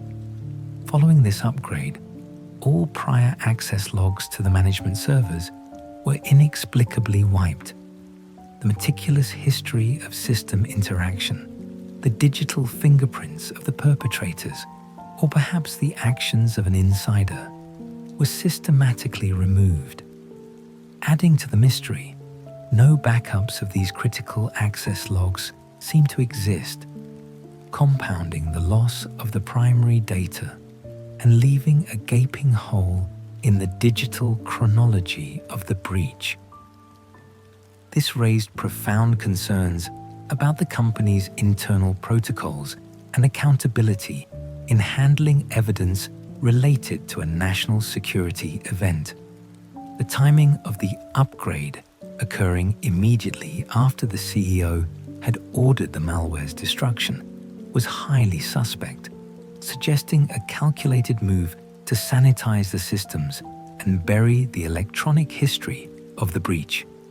Furthermore, another essential piece of evidence was also found to be missing: the transaction logs of the switch exchanges. These logs detail the real-time operations, commands, and events that occur within the ACK systems themselves, information that could have clarified precisely how the Plex code was injected and activated. Yet, due to what was explained as a lack of storage space, Vodafone Greece only maintained these voluminous logs for a maximum period of 5 days. By the time investigators began their work in the weeks and months following the discovery, these transaction logs, the very records of the malware's silent function, had cycled out of existence, overwritten by the continuous flow of new operational data. The sheer volume of network data made a 5-day retention period plausible, but its consequence in this context was disastrous. The ephemeral nature of this data meant that the evidence of the actual execution of the 6,500 lines of malicious code was lost entirely. Taken individually, each loss of data, the scheduled destruction of paper records, the disappearance of server access logs following an upgrade, and the short retention policy for the operational transaction logs might be explained as standard, if flawed, corporate procedure. When aggregated, however, the simultaneous absence of every single piece of critical, preserved evidence created a profound impediment to justice. The lack of data preservation meant that the investigation was effectively blocked from determining the crucial how and who of the attack. In the world of forensic investigation, the immediate collection of volatile data, taking snapshots, creating secure backups, and preserving every digital record, is the foundation of the work. The subsequent revelation of the destruction of the visitor sign-in sheets, the wiping of the access logs, and the short retention of the transaction logs suggested a profound deficiency in incident response. Whether born of panic, ignorance of proper protocol, or a deliberate effort to shield the guilty, the damage done to the investigation was substantial and, in most respects, permanent. This quiet, systematic evasion of data ensured that the wiretapping scandal, already complicated by the unexplained loss of life of Kostas Tsalikidis would perpetually remain a case based on inference and geopolitical context, rather than the hard, unassailable evidence of a complete digital trail. The silence that had initially concealed the operation now settled over the investigation itself, a lingering cloud of doubt over the integrity of the search for truth. The public, however, remained largely unaware of the extent of the evidence destruction, a fact that was about to change as the government prepared to address the nation. The public disclosure, national security. The secrets of state are often held tightly in closed chambers, their existence known only to a trusted few. But when a breach of national security is too vast to contain, the moment of public disclosure becomes a singular event, a necessary surrender of the truth that ripples through the consciousness of an entire nation. The decision to reveal the surveillance was a political calculation designed to manage the national outrage while demonstrating a commitment to sovereignty, even if the primary evidence had already been lost. For nearly a year, the wiretapping crisis within Vodafone Greece had been managed in profound secrecy, hidden from the public, while the preliminary investigation sought answers in the disappearing digital logs. The government understood the potentially destabilizing effect of revealing that its most senior officials, including the Prime Minister, had been under continuous, unauthorized surveillance. Yet, the gravity of the breach demanded a reckoning, fueled by political pressure and the realization that secrecy could no longer be maintained. The potential for a foreign power to leverage the stolen intelligence against Greece's geopolitical interests made the indefinite suppression of the news untenable. On February 2nd, 2006, the silence was finally and dramatically broken. The Greek government convened a press conference, a formal and high-level gathering intended to address the nation and the international community. In attendance were the Greek government spokesman, the Minister of Justice, and the Minister of Public Order, their presence underscoring the severity of the crisis. Reporters crowded the room, cameras whirring and recorders engaged, anticipating a formal statement on a matter long rumored but never confirmed. The ministers proceeded to lay bare the extraordinary facts of the case, detailing how a highly sophisticated technology had been used by so far unknown persons to illegally intercept communications. The atmosphere in the room was one of profound shock as the journalists learned the full chronology. The initial discovery in March 2005, the finding of the rogue Plex code, and the unprecedented nature of the targeted surveillance. The scale of the attack, as disclosed in the press conference, was staggering. The victims of this quiet digital campaign were not peripheral figures, but the essential architecture of the government itself. The wiretapping had targeted the Prime Minister and his wife, high-ranking foreign ministry officials, Navy staff, and key members of the ministries overseeing defense, public order, and merchant shipping. It was a comprehensive strategic sweep aimed at neutralizing the privacy of the country's entire security and diplomatic command structure. The Minister of Public Order provided the first public details on the technical mechanism used to steal the conversations. He explained the existence of the 14 to 16 mobile phones operating as shadow communication devices of the tap numbers. These shadow phones, he clarified, were the silent receiving points. When an intercepted call was initiated, it was immediately connected, and the conversation was secretly taped into an external storage mechanism. This public explanation of the shadow network brought the abstract concept of digital surveillance into the concrete realm of physical receiving devices. Further investigation by authorities had focused relentlessly on these shadow phones, the only tangible lead remaining after the malware's deletion.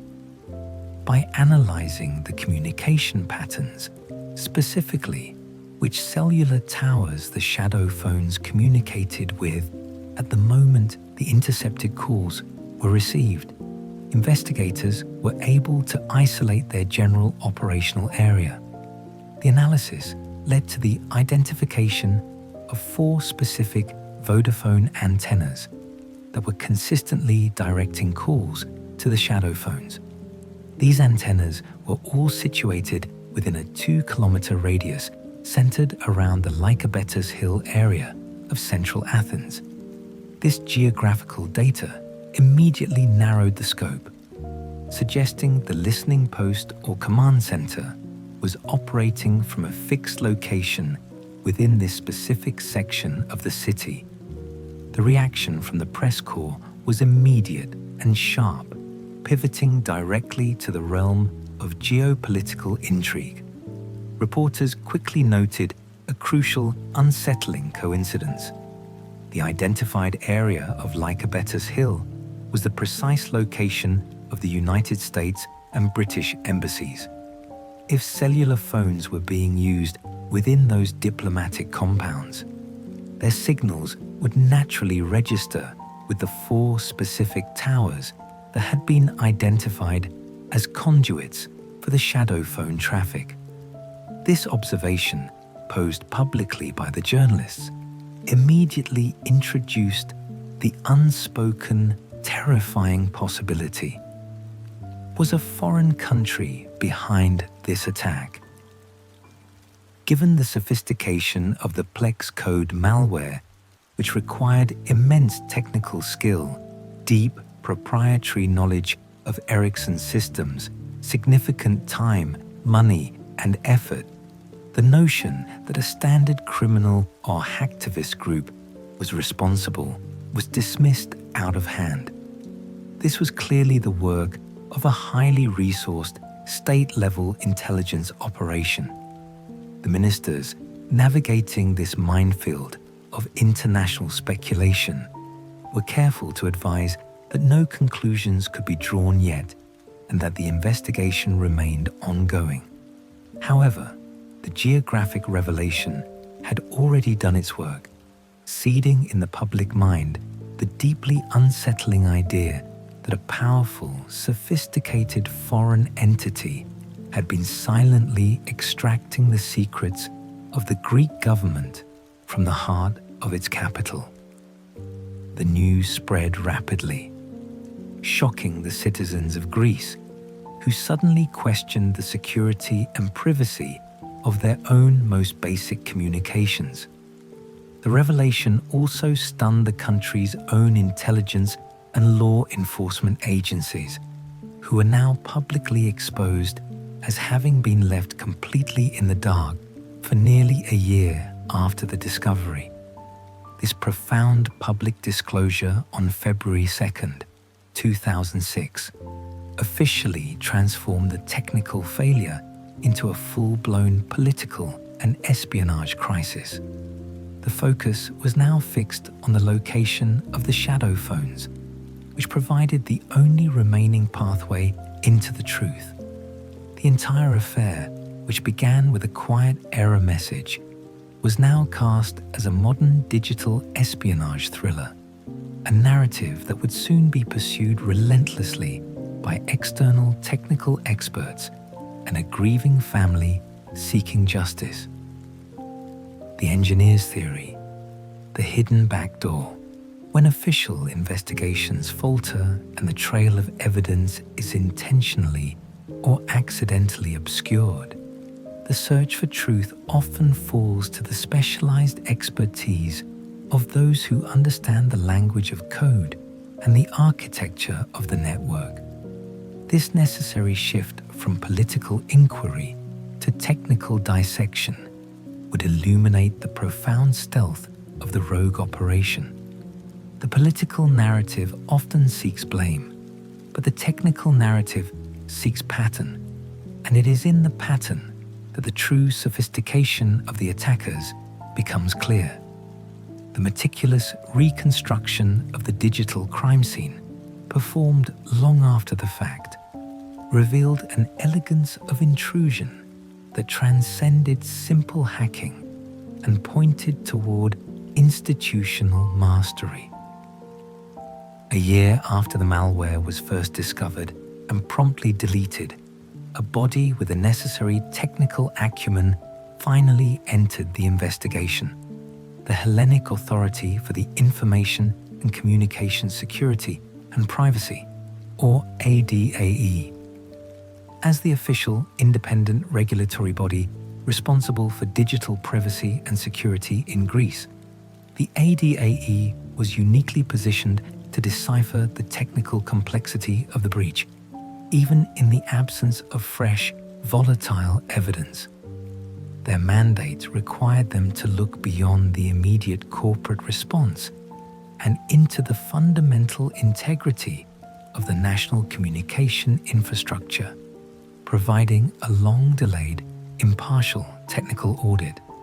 The ADAE's task was to take the binary remnants, the fragmented system reports, and the manufacturer's internal diagnostics to rebuild the ghost in the machine. Their work involved a meticulous reconstruction of the crime, utilizing the remnants of the compromised systems, the analysis provided by Ericsson, and the forensic insights of external experts. This reverse chronological examination of the digital decay allowed them to infer the original functionality and stealth mechanisms of the Plex code. What emerged from the ADAE's subsequent reports was not merely a confirmation of the wiretap, but a detailed chronicle of the malware's ingenious methods of silence and stealth. These methods were not crude exploits. They were elegant digital deception, designed by individuals with an architect-level understanding of the AC's operating environment, proving that the threat originated from a source that possessed proprietary knowledge equivalent to the vendor itself. The first key insight confirmed the attacker's timeline. The shadow cell phones were first registered in June and August of 2004, immediately preceding the Olympics. The malware itself was injected into 3 of Vodafone's core exchanges on August 4th, just 9 days before the opening ceremonies. The 106 target numbers were then added, ensuring the surveillance was fully operational for the duration of the international event. This timeline suggested an intent to leverage the immense coverage and heightened geopolitical activity surrounding the Games, confirming that the surveillance was tied to the high-stakes security environment of the Olympics from its inception. The specific activation dates suggested a precise, calculated deployment schedule, coordinating the technical implant with the start of the massive influx of international visitors and dignitaries. The timing indicated a strategic window of opportunity, exploiting the operational chaos and high security alert level of the host nation. The manner in which the malware was introduced spoke to the creator's intimate knowledge of the Ericsson AX switches. The team knew the system was designed to allow for software installation without a full system reboot. This technical feature, vital for a large telecom company to avoid service interruptions like dropped calls, became the hackers' crucial advantage. It allowed them to inject and activate the 6,500 lines of Plex code without triggering the catastrophic service disruption that might have alerted technicians immediately. The rogue program simply settled into the operational flow, another process running silently in the background, indistinguishable from legitimate background tasks involved in routine traffic processing. The use of this hot code loading feature, intended for mission-critical patches, proved that the attackers understood the operational imperatives of the carrier better than the security teams themselves. The ability to load and execute an unauthorized binary within the central processor (CP) module of the axe, without initiating the full system audit that accompanies a cold reboot, was the ultimate act of digital privilege. The most sophisticated layer of the malware's defense, however, was its capacity for self-concealment. The ADAE analysis confirmed that the code was not just performing an illegal wiretap. It was actively manipulating the system's own reporting mechanisms. The program was specifically designed to bypass the IMS logging interface, ensuring that if any technician performed a routine check, the system would yield the false report of no wiretapping activity detected. Its operations were designed to remain entirely invisible, leaving no digital trail or breadcrumbs for standard audit procedures.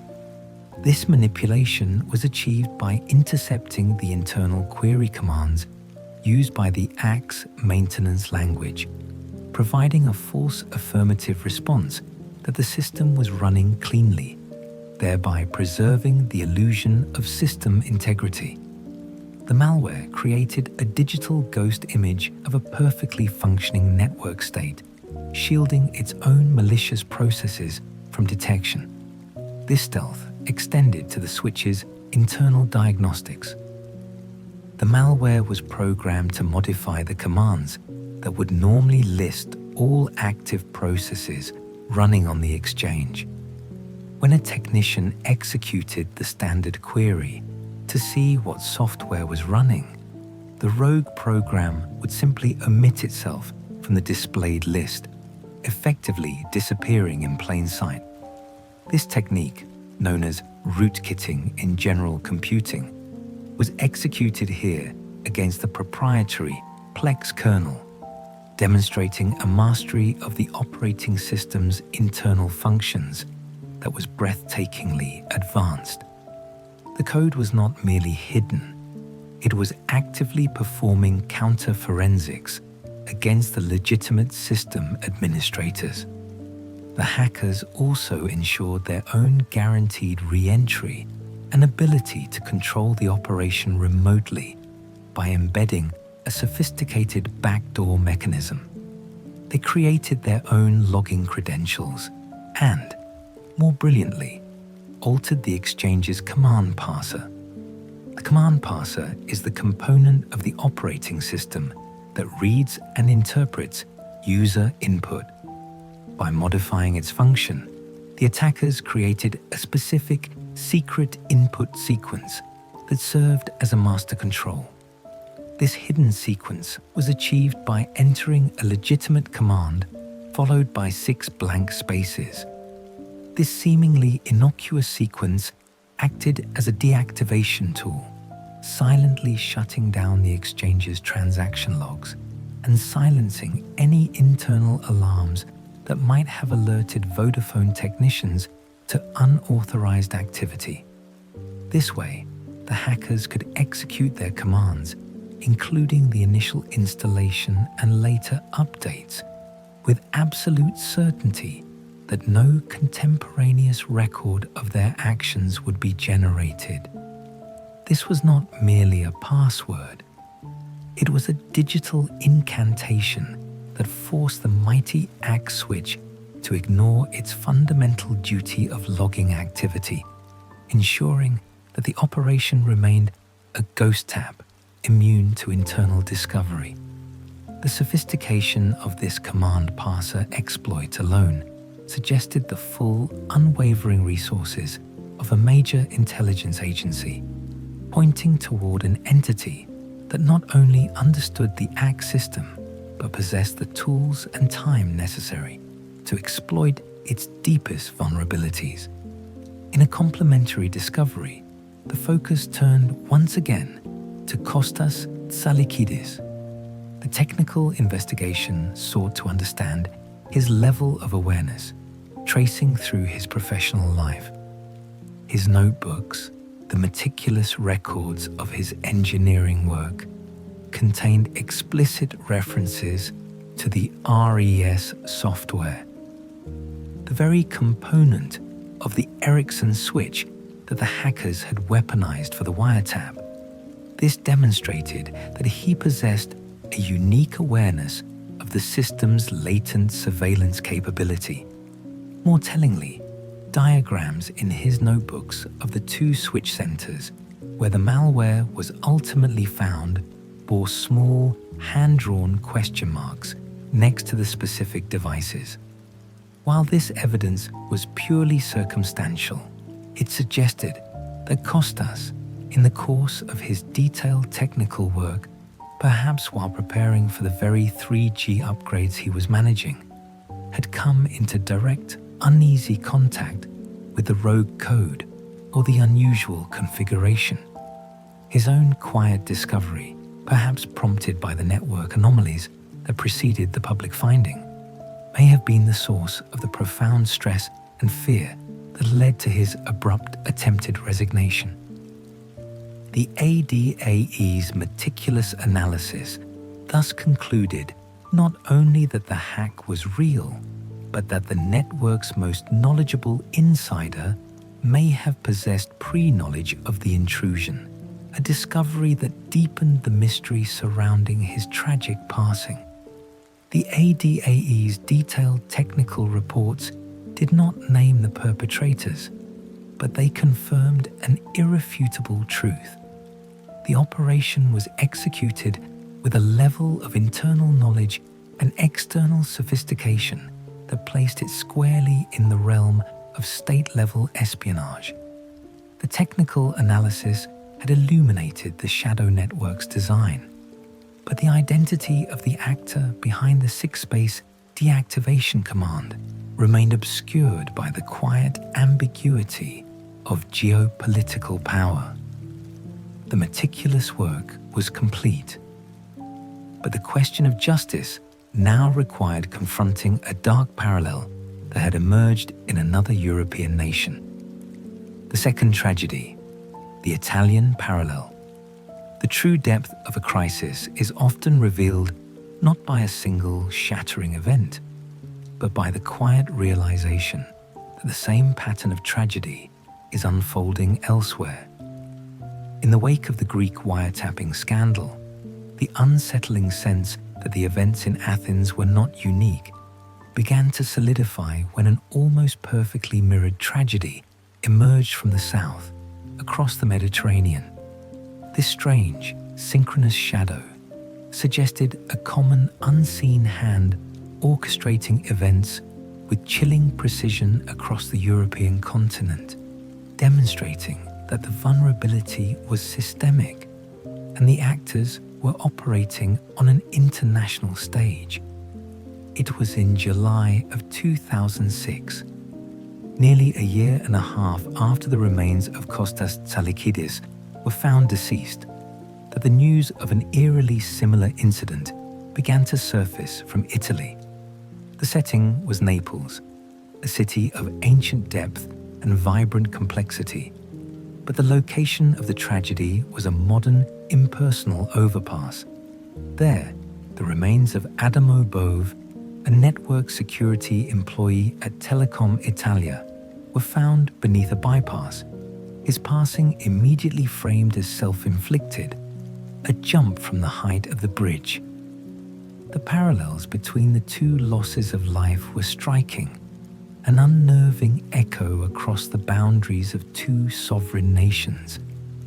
Both men had occupied critical technical roles within a major national telecommunications provider. Both of their companies, Vodafone Greece and Telecom Italia, had recently been revealed to be the unwitting hosts of massive, illegal internal wiretapping operations.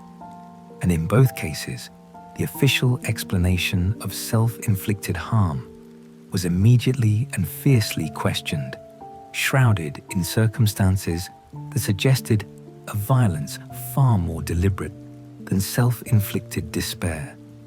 Adamo Bove's role was particularly sensitive. He had been the head of security at Telecom Italia, and during the course of his professional duties, he had begun to work with Italian prosecutors on an investigation. This investigation was focused on the potential role of US and Italian military secret services in the abduction of an Egyptian cleric, Abu Omar, in Milan in 2003. Bove's task involved tracing mobile phone calls related to this complex case of rendition. It was while following this specific digital trail that Bove inadvertently stumbled upon a vast, hidden system of illegal call interception operating within the Telecom Italia network. This was not the targeted surveillance of a handful of officials, but an operation of staggering breadth, monitoring the calls of a veritable cross-section of Italian power and influence. Politicians, bankers, businessmen, and even high-profile figures in football and refereeing were all found to be under silent, digital scrutiny. Bove was, in essence, a whistleblower, an insider who had quietly alerted authorities to a profound penetration of the nation's digital spine. When he was found dead beneath the Naples bypass, his information had already become a critical component of the Italian investigation. Like Costas, Bove's loss of life seemed to deliberately obscure the truth of a wide-ranging internal espionage operation. The resemblance between the two cases extended beyond the individuals and into the geopolitical environment. The wiretapping scandal uncovered by Adamo Bove in Italy, much like the scandal in Greece, had a temporal link to a major international sporting event. Italy had hosted the Winter Olympics that same year, 2006. This pattern, a massive, unauthorized surveillance infrastructure discovered in a host country immediately before or after a high-profile Olympic Games, created a disquieting narrative of foreign intelligence operations exploiting the pretext of heightened security to embed permanent spying capabilities. The immediate reaction from the press, particularly within Greece, was to draw a direct line between the two tragic events. The two engineers, Costas and Adamo, became symbolic casualties of a larger, unseen conflict, their losses of life viewed as a deliberate silencing of critical inside knowledge. Both had been in a position to expose sophisticated state-level espionage, and both had their lives violently ended and officially classified as self-inflicted, despite the clear inconsistencies and circumstantial evidence of felonious death. This Italian parallel added a layer of profound urgency to the Greek investigation, strengthening the hand of Kostas Tsalakidis' family in their long fight for a proper inquiry into his passing. His brother, Panagiotis, and his family had never accepted the initial ruling of self-inflicted harm, deeply suspicious of the calmness of the scene and Kostas's happy, settled life. The family's persistent appeals continued, forcing the judicial system to re-examine the original findings. The connection to the immense financial and political stakes of the wiretapping case, now mirrored in Italy, lent credence to the family's assertion that his passing was linked to the Vodafone crisis. It was an argument based not on forensic science, but on the chilling pattern of international espionage, the sudden, fatal removal of the human element who knew too much. As the press speculated on these dark symmetries, the legal and financial consequences for the Greek telecom companies continued to escalate. The ADAE concluded its full technical investigations, and on December 14, 2006, it levied a massive fine against Vodafone Greece of 76 million euros, blaming the company for a profound failure to adequately protect its network from internal compromise. The regulatory body explicitly stated its belief that an insider at Vodafone must have possessed the necessary access to facilitate the installation of the malware. A year later, a further fine of 19.1 million euros was imposed by the National Telecommunications Regulator, bringing the total financial penalty to over 95 million euros. Ericsson, the supplier of the compromised AX switches, did not escape the financial and reputational damage. The ADAE issued a fine of 7.3 million euros against the Swedish company, based on the determination that the malware could not have been installed or operated without the perpetrators possessing a highly in-depth proprietary knowledge of Ericsson's systems. These fines, while enormous, seemed an almost paradoxical outcome. The Greek government was punishing its own telecom provider and a critical supplier for an intrusion that, as would later be alleged, was tacitly permitted, if not initially agreed upon, by the very authorities who are now levying the penalties. The financial penalties settled the corporate score, but they did nothing to answer the haunting questions surrounding the loss of life of Kostas Tsalikidis. The Italian parallel, the story of Adamo Bove, had cast a dark, unsettling light on the entire affair, suggesting that the silence that had fallen over the engineer in Athens was part of a larger, transnational pattern of quiet elimination. The long legal battle waged by his family would soon yield its own surprising findings, shifting the official narrative from self-inflicted harm to something far more sinister. The diplomat's immunity, the Snowden files. The greatest secrets are often hidden not in obscure files, but in the vast, overwhelming volume of publicly accessible data, waiting for the patient eye of the historian or the journalist to draw the connections.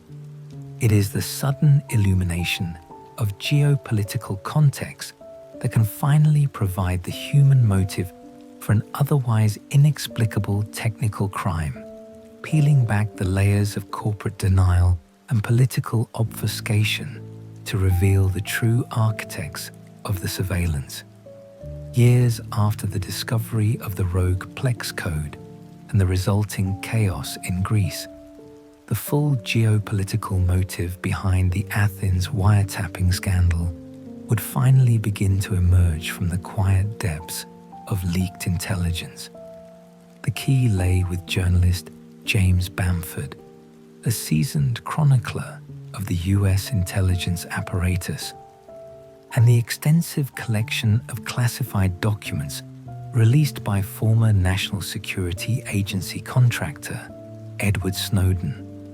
Bamford, known for his relentless dedication to exposing the inner workings of the American surveillance state, was uniquely positioned to understand the significance of the Greek wiretapping incident, viewing it not as an isolated crime, but as a piece of a global intelligence mosaic.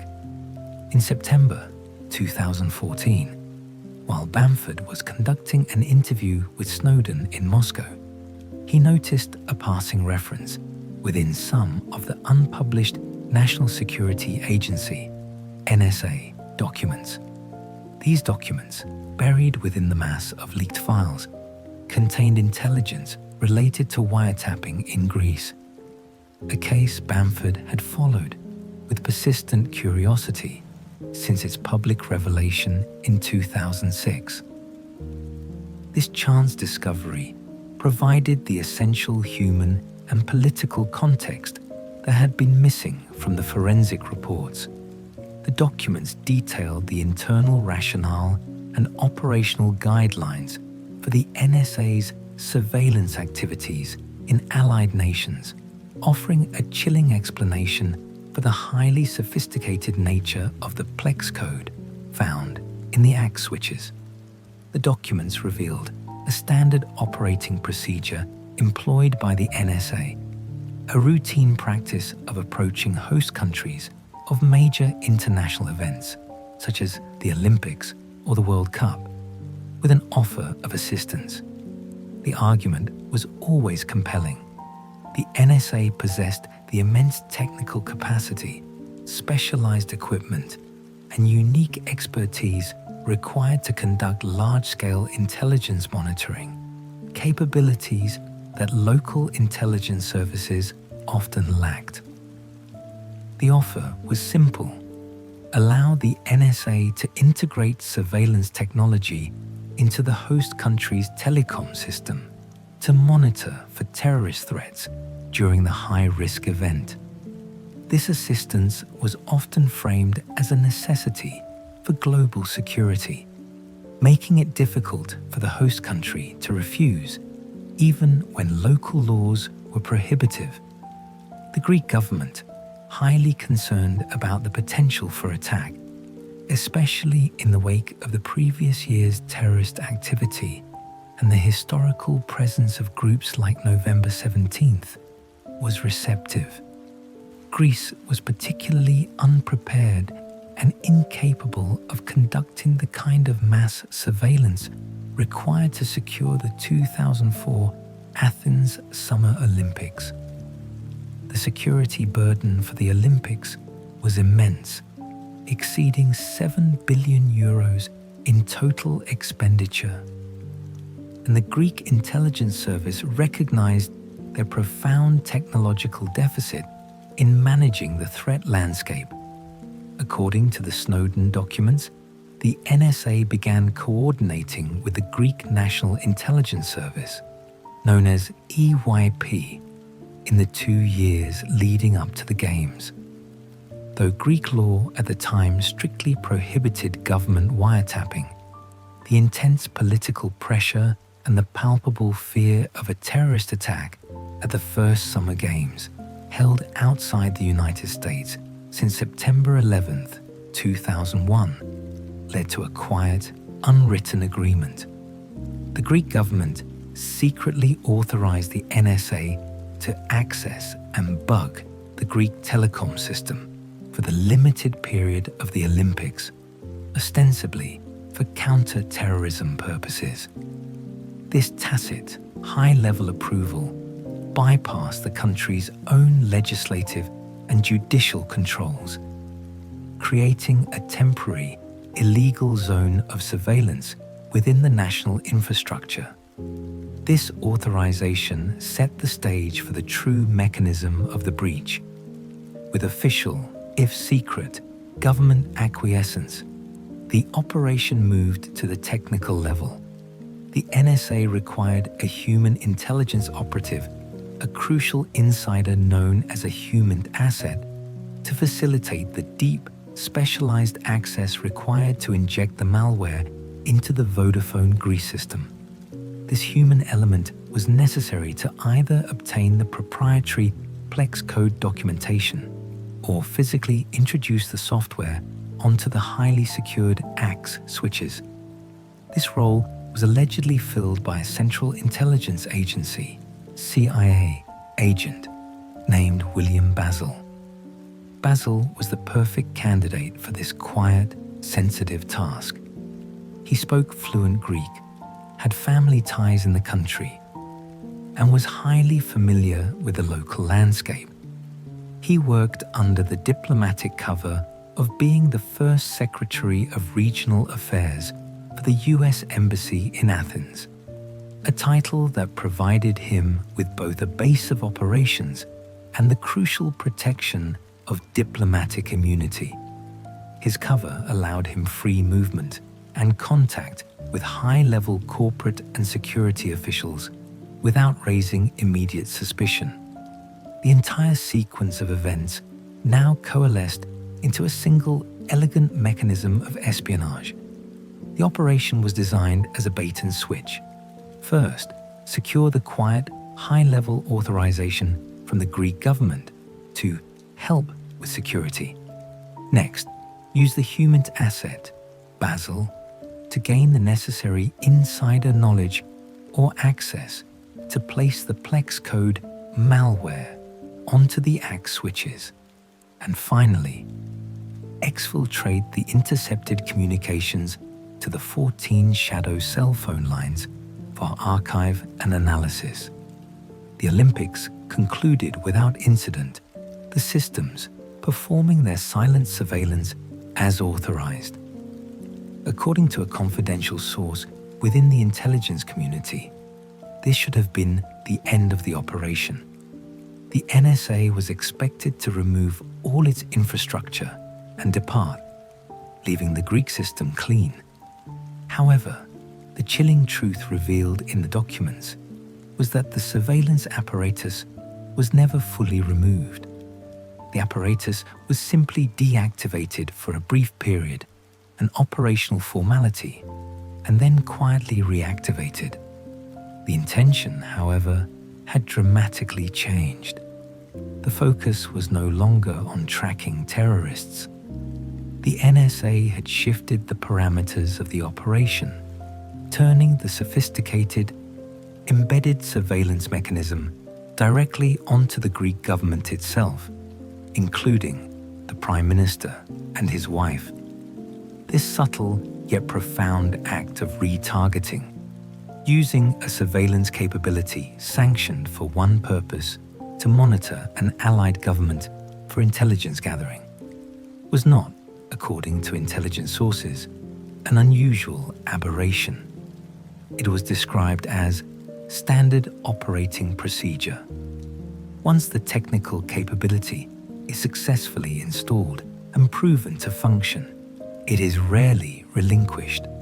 The valuable infrastructure remains dormant, waiting to be reactivated on the quiet, strategic command of the Foreign Intelligence Agency. This revelation from the Snowden files explained two critical, missing pieces of the puzzle: the impossible technical sophistication of the Plex code, which required state-level resources, and the highly suspicious geographic proximity of the shadow phone activity to the US Embassy on Lycabettus Hill. The involvement of a foreign intelligence agency working under the guise of an ally transformed the Greek wiretapping scandal from a complex technical failure into a textbook example of geopolitical betrayal. It provided a profound answer to the question of who possessed the means and the motive, but it also exposed the precarious vulnerability of a nation's sovereignty when trusting a vastly more powerful intelligence partner. The agent at the center of this betrayal, William Basil, had, until this moment, remained protected by his diplomatic status. But that shield was soon to be lifted, forcing the issue into a final, dramatic confrontation. The exhumation, broken bone, and doubt.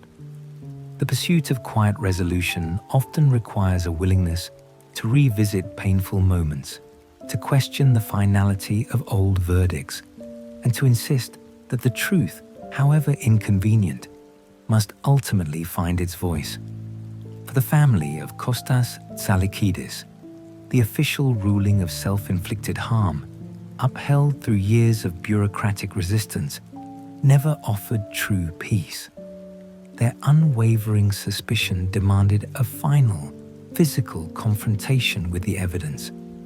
The family's conviction that Costas's passing was directly connected to the sophisticated wiretapping crisis was strengthened by the emergence of the Italian parallel involving Adamo Bove and the staggering revelations from the Snowden documents implicating a foreign intelligence agency. These contextual facts provided a terrifying motive for silencing an engineer who had either discovered or perhaps been coerced into facilitating a massive act of state espionage. Their persistence, a quiet, sustained legal campaign against the state's determination to close the case, finally paid a dividend. In February 2012, 7 years after Costas's passing, the family presented new, compelling forensic reports to the court. These reports, compiled by independent experts, cast profound and meticulous doubt upon the original verdict of self-inflicted harm, challenging the very foundation of the initial police assessment. The original investigation had been quick and cursory, observing no signs of struggle and relying on the assumption of a simple expiration by hanging. The new analysis focused intently on the small, critical details that had been overlooked. The experts questioned the knot itself. Where the initial coroner's report had vaguely described the ligature as tied with a standard knot, the new analysis asserted that the knot used was, in fact, complex and specialized, not the casual, everyday knot one would expect in an unplanned act. This detail suggested an external knowledge of ropework, a deliberate crafting of the scene. Further unsettling questions arose from the condition of the remains and the scene itself. The experts noted features that would typically be present in a true expiration by hanging, such as the projection of the tongue, the deep discoloration known as cyanosis of the face, or lower remains injuries from spasms, were notably absent. Conversely, they observed the presence of fluid in the lungs, a detail more consistent with certain forms of strangulation than the pure act of hanging. This raised the possibility that the method of loss of life was far more violent and external than officially recorded.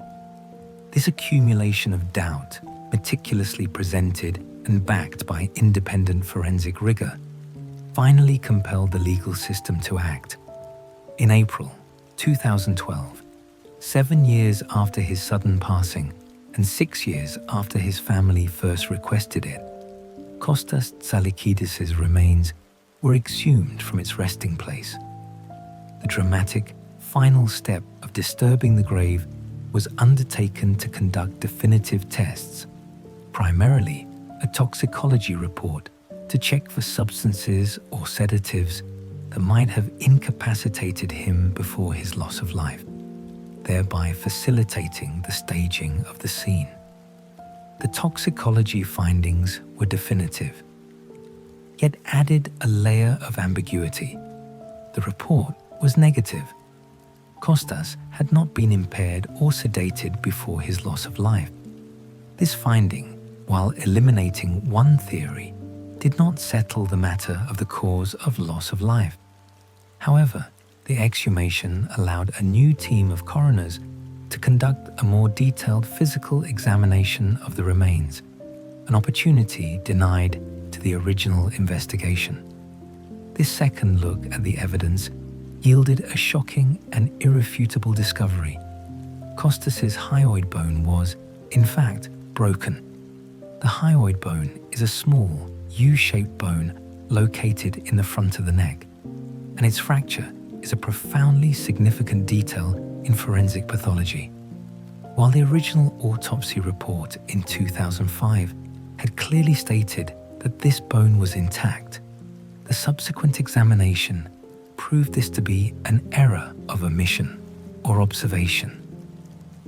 The breaking of the hyoid bone is a feature highly consistent with manual strangulation or other intense localized force, and far less common in cases of typical hanging. Investigators faced a final hurdle of doubt. It was technically possible, though unlikely, that the bone could have been fractured during the process of burial or exhumation.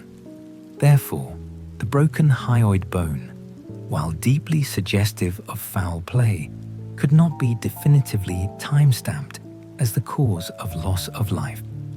Faced with the profound contradiction between the original findings and the new, irrefutable physical evidence, the complex knot, the absence of expected hanging signs, the presence of lung fluid, and the fracture of the hyoid bone, the Supreme Court prosecutor issued a final, cautious ruling.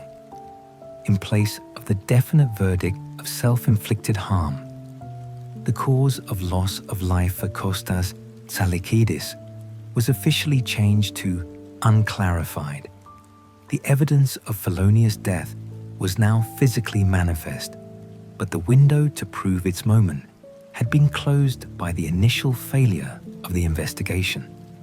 Despite the significant shift to unclarified and the powerful new evidence, the Athens Court of First Instance again chose judicial finality over persistent inquiry.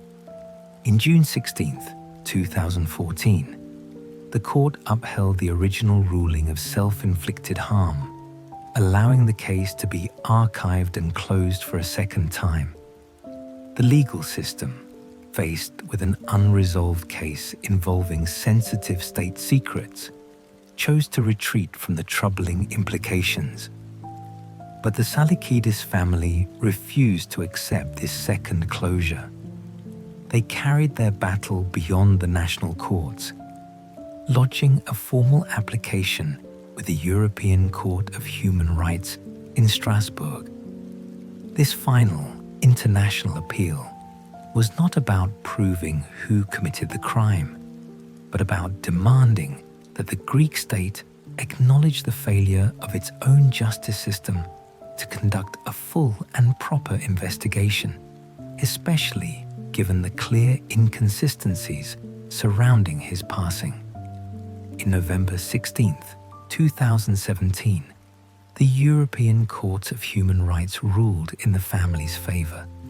The court agreed that the Greek government had violated its duty by failing to investigate the loss of life fully and effectively on both occasions, given the compelling new evidence.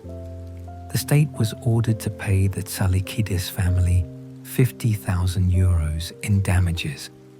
The ultimate vindication, however, came quietly in June 2018. Armed with the findings of the European Court and the cumulative forensic reports, the Athens prosecutor issued a final, unassailable verdict. Kostas Tsalikidis was, in fact, killed.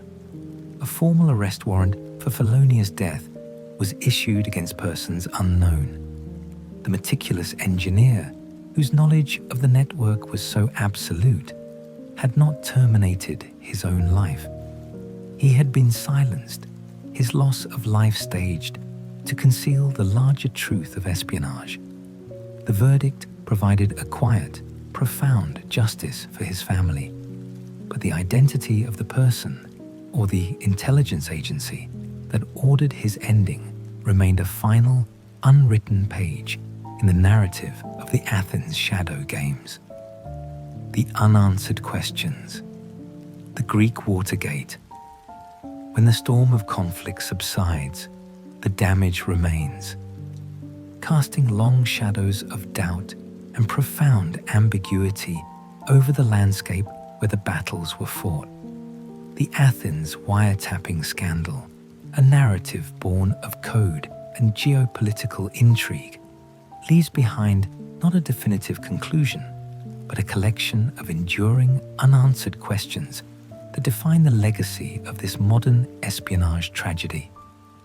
The entire affair, from the rogue Plex code on the Ericsson Axe switches to the eventual ruling of felonious death, is a stark testament to the vulnerability of even the most protected national infrastructure.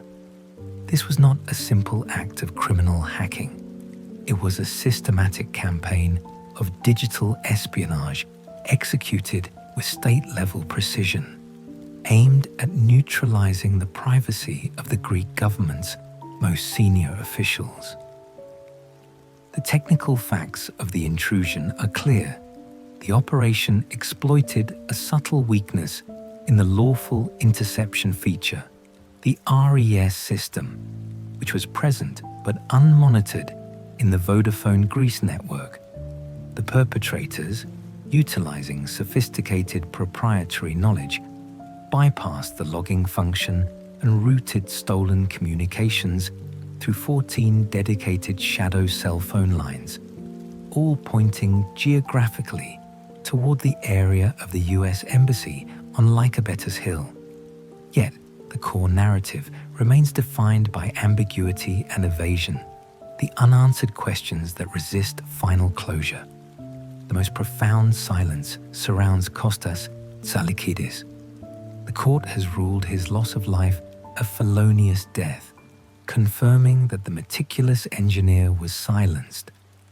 But the motive and the identity of his slayer remain shrouded in the language of the final warrant. Persons unknown. The enduring question is the nature of Kostas's role. Did he merely stumble upon the malware in his routine technical checks, perhaps noting the unusual activity in his notebooks, prompting the fateful email he sent just hours before his loss of life? Or was he, as some theories suggest, recruited by a foreign intelligence operative like William Basil to facilitate the initial intrusion, utilizing his unique access and expertise to install the Plex code under the guise of counter-terrorism support for the Olympics? If he was recruited, the subsequent retargeting of the surveillance from terrorists to Greek government officials would have placed him in an immediate, terrifying ethical and professional crisis. His attempted resignation in January 2005, just as the technical anomalies were surfacing, speaks to a profound stress that cannot be easily dismissed as simply post-Olympic fatigue. Regardless of his involvement, the timing and method of his loss of life suggest a deliberate effort by the perpetrators to erase the only individual who possessed both the physical access and the deep proprietary knowledge required to expose the operation from the inside. His ending remains the darkest, most tragic evidence of the extreme lengths taken to protect the secrecy of the wiretapping. The complexity of the motive is further compounded by the revelations from the Snowden documents concerning William Basil and the NSA's standard operating procedure. The US intelligence community gained secret authorization for a limited counter-terrorism surveillance capability during the 2004 Olympics. The true betrayal lies in the subsequent, unauthorized retargeting of that capability against an ally. This leads to the difficult and complex question of political awareness. The Greek government, specifically the National Intelligence Service, had to have tacitly approved the initial access for the NSA. If that approval was given, did the Greek authorities then feign ignorance of the intrusion, later to avoid public scrutiny and political embarrassment? The actions taken by Vodafone Greece leadership, especially the CEO's hurried decision to delete the malware and the corresponding systemic destruction of all key evidence, the sign-in sheets, the server access logs, and the transaction logs, all point toward a desire for a quick, quiet conclusion rather than a thorough, transparent investigation. The decision to destroy the only traceable leads, the 14 shadow cell phone lines, ensured that the actors operating from the Lycabettus Hill area would never be fully identified or apprehended. The ultimate consequence of this silence was the paradoxical financial punishment of the victims. The Greek government, through the ADAE, levied massive fines of over 95 million euros against Vodafone Greece and over 7 million euros against Ericsson. They penalized the telecom provider for a lack of security and the equipment manufacturer for a lack of safety, effectively punishing the companies for a system breach that, in its initial stages, was allegedly sanctioned by the state itself under the guise of an international agreement.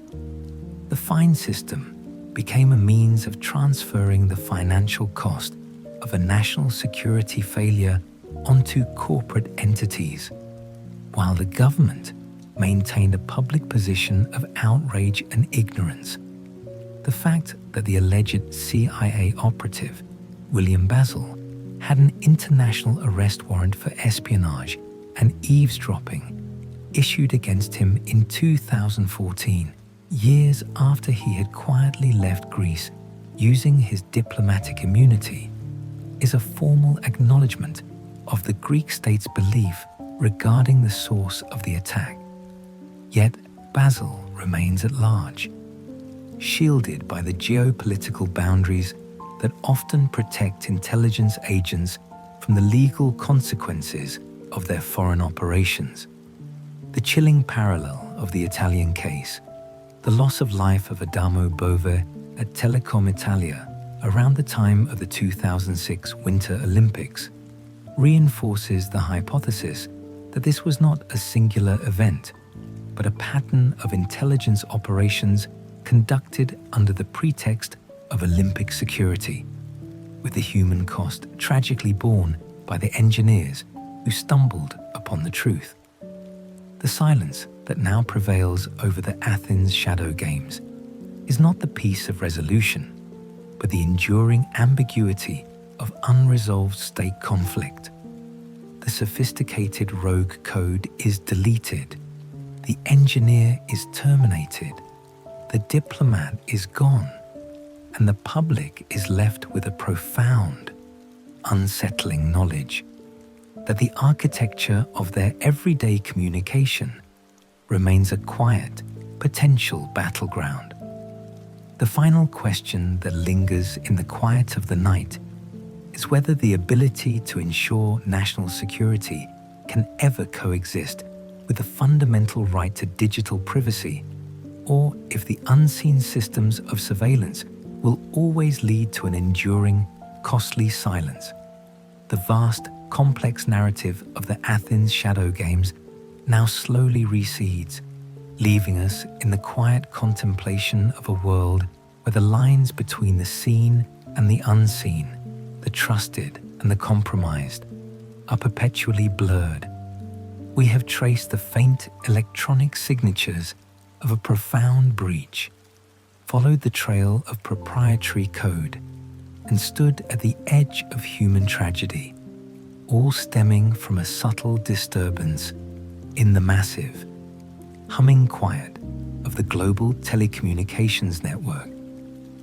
As the technical details of the Plex code and the AX switches gently dissolve into the darkness, what remains is the larger, more philosophical question of digital trust and the fragility of national sovereignty. The story of the 106 wiretapped officials is not merely a tale of espionage. It is a meditation on the invisible layers of infrastructure that govern our lives and the constant, silent vigilance required to maintain them. Imagine, if you will, the communication network not as a tangle of wires and servers, but as a vast, crystalline ocean of data, constantly in motion. We, the users, perceive only the surface, the successful call, the delivered message, the swift connection. But beneath that placid surface lies the profound, deep architecture, the core switching exchanges, the complex protocols, the proprietary software that routes, authenticates, and encrypts our lives. This deep architecture must, by its very nature, be transparent to the engineers who operate it, yet completely opaque to the outside world. The vulnerability discovered in Greece was not a structural collapse, but the weaponization of a necessary function. The RES system, built into the Ericsson equipment to perform the legal function of wiretapping in other nations, lay dormant in Athens, an unmonitored back door. The hackers, or rather the state entity that commanded them, understood that the greatest security risk often comes not from building something new, but from cleverly repurposing something already considered trusted and essential. They used the network's own tools against itself, transforming the infrastructure of privacy into the infrastructure of surveillance. In the ensuing investigation, the silence of the technology was matched by the devastating silence of the evidence. The hurried, panicked decision to delete the rogue Plex code and disable the 14 shadow cell phone lines ensured that the digital trail, the fleeting electronic footprints, were erased forever. This failure of forensic preservation transformed the pursuit of definitive proof into an exercise in circumstantial reconstruction. The visitor sign-in sheets were shredded, the server access logs were wiped, and the transaction logs were recycled. Each act, whether negligent or deliberate, contributing to a profound, irretrievable gap in the truth. This pattern reminds us that in the digital age, data is volatile. Unlike a crime scene with physical objects, digital evidence exists in a state of flux, easily overwritten, wiped, or distorted. The ability to collect and preserve digital evidence quickly and meticulously is as vital as the ability to secure the system itself. Once the signal is lost, the silence becomes permanent. The profound sorrow of this narrative is found in the loss of life of Kostas Tsalikidis, the meticulous engineer, the architect of the network, whose life was one of quiet order, found himself tragically entangled in a crisis of geopolitical chaos. The final, vindicating ruling of felonious death by persons unknown provided a solemn truth, that his silence was coerced, a deliberate act to protect the profound secret of the surveillance operation. The broken hyoid bone and the complex knot became the final, unassailable physical evidence that the technical intrusion had demanded a loss of life to maintain its secrecy. We are left to contemplate the haunting parallels, the echo of the tragedy in the loss of life of Adamo Bove at Telecom Italia, suggesting that the Greek experience was part of a larger, systemic pattern of operations conducted under the convenient cover of Olympic-level security. The simultaneous occurrence of these internal espionage campaigns, followed by the suspicious silencing of the key network insiders, paints a disquieting picture of a world where intelligence agencies operate with impunity, treating allied nations' infrastructure as a silent, readily exploitable asset. The revelations drawn from the Edward Snowden documents implicating the NSA and the presence of the operative William Basil provided the essential key to understanding the who and the why. The bait and switch maneuver, sanctioning surveillance for counter-terrorism only to retarget it against political leaders, was, according to the documents, standard operating procedure. This truth forces us to acknowledge a difficult reality. The primary tension in international intelligence is not always between adversaries, but between allies, where trust is granted and then silently exploited. This story of the Athens Shadow Games serves as a powerful, low-frequency reminder of the constant, quiet tension that exists between secrecy and transparency. Governments rely on secrecy to protect their operations, but that very secrecy can be co-opted and turned against them by a foreign power. Corporate entities rely on the proprietary nature of their systems, but that same exclusivity can be exploited by an actor who gains deep, privileged access to the source code and the system's inherent functions. As we drift into the contemplation of sleep, let us reflect on the necessity of digital vigilance. The defense of vast systems is not glamorous. It is the patient, persistent work of engineers, administrators, and analysts looking for the one small, misplaced electronic signal, the failure to deliver a text message that hints at a larger, unseen intrusion. The protection of privacy depends on the integrity of the code, the transparency of the law, and the incorruptibility of the human element. Allow the complexity of the Ericsson Axe switches to become a metaphor for your own mental defenses, a complex architecture designed for order. Acknowledge the subtle flaws, the momentary vulnerabilities that occur in the quiet hours of rest, and trust in the system of deep, unconscious awareness that keeps watch over your interior landscape. Let the knowledge of this intricate history settle upon you, not as a source of tension, but as a rich tapestry of understanding. The digital world is full of shadows, but within those shadows, stories of incredible sophistication and quiet bravery reside. As the unclarified loss of life of the engineer gives way to the certainty of the final ruling, let the unresolved questions, the fate of William Basil, the full knowledge of Georgos Koronius, the true motive for the retargeting, simply fade into the darkness. Rest now, in the stillness that follows a deeply complex narrative. Let the rhythmic flow of the story ease your mind into a profound state of rest. There is nothing left to solve, no logs to chase, no malware to delete, only the quiet certainty of the coming dawn. Thank you for listening to this episode. If the quiet flow of this narrative helped you find stillness, please consider subscribing to our channel and sharing this story with others who seek a soothing journey into the world's most complex histories. Good night.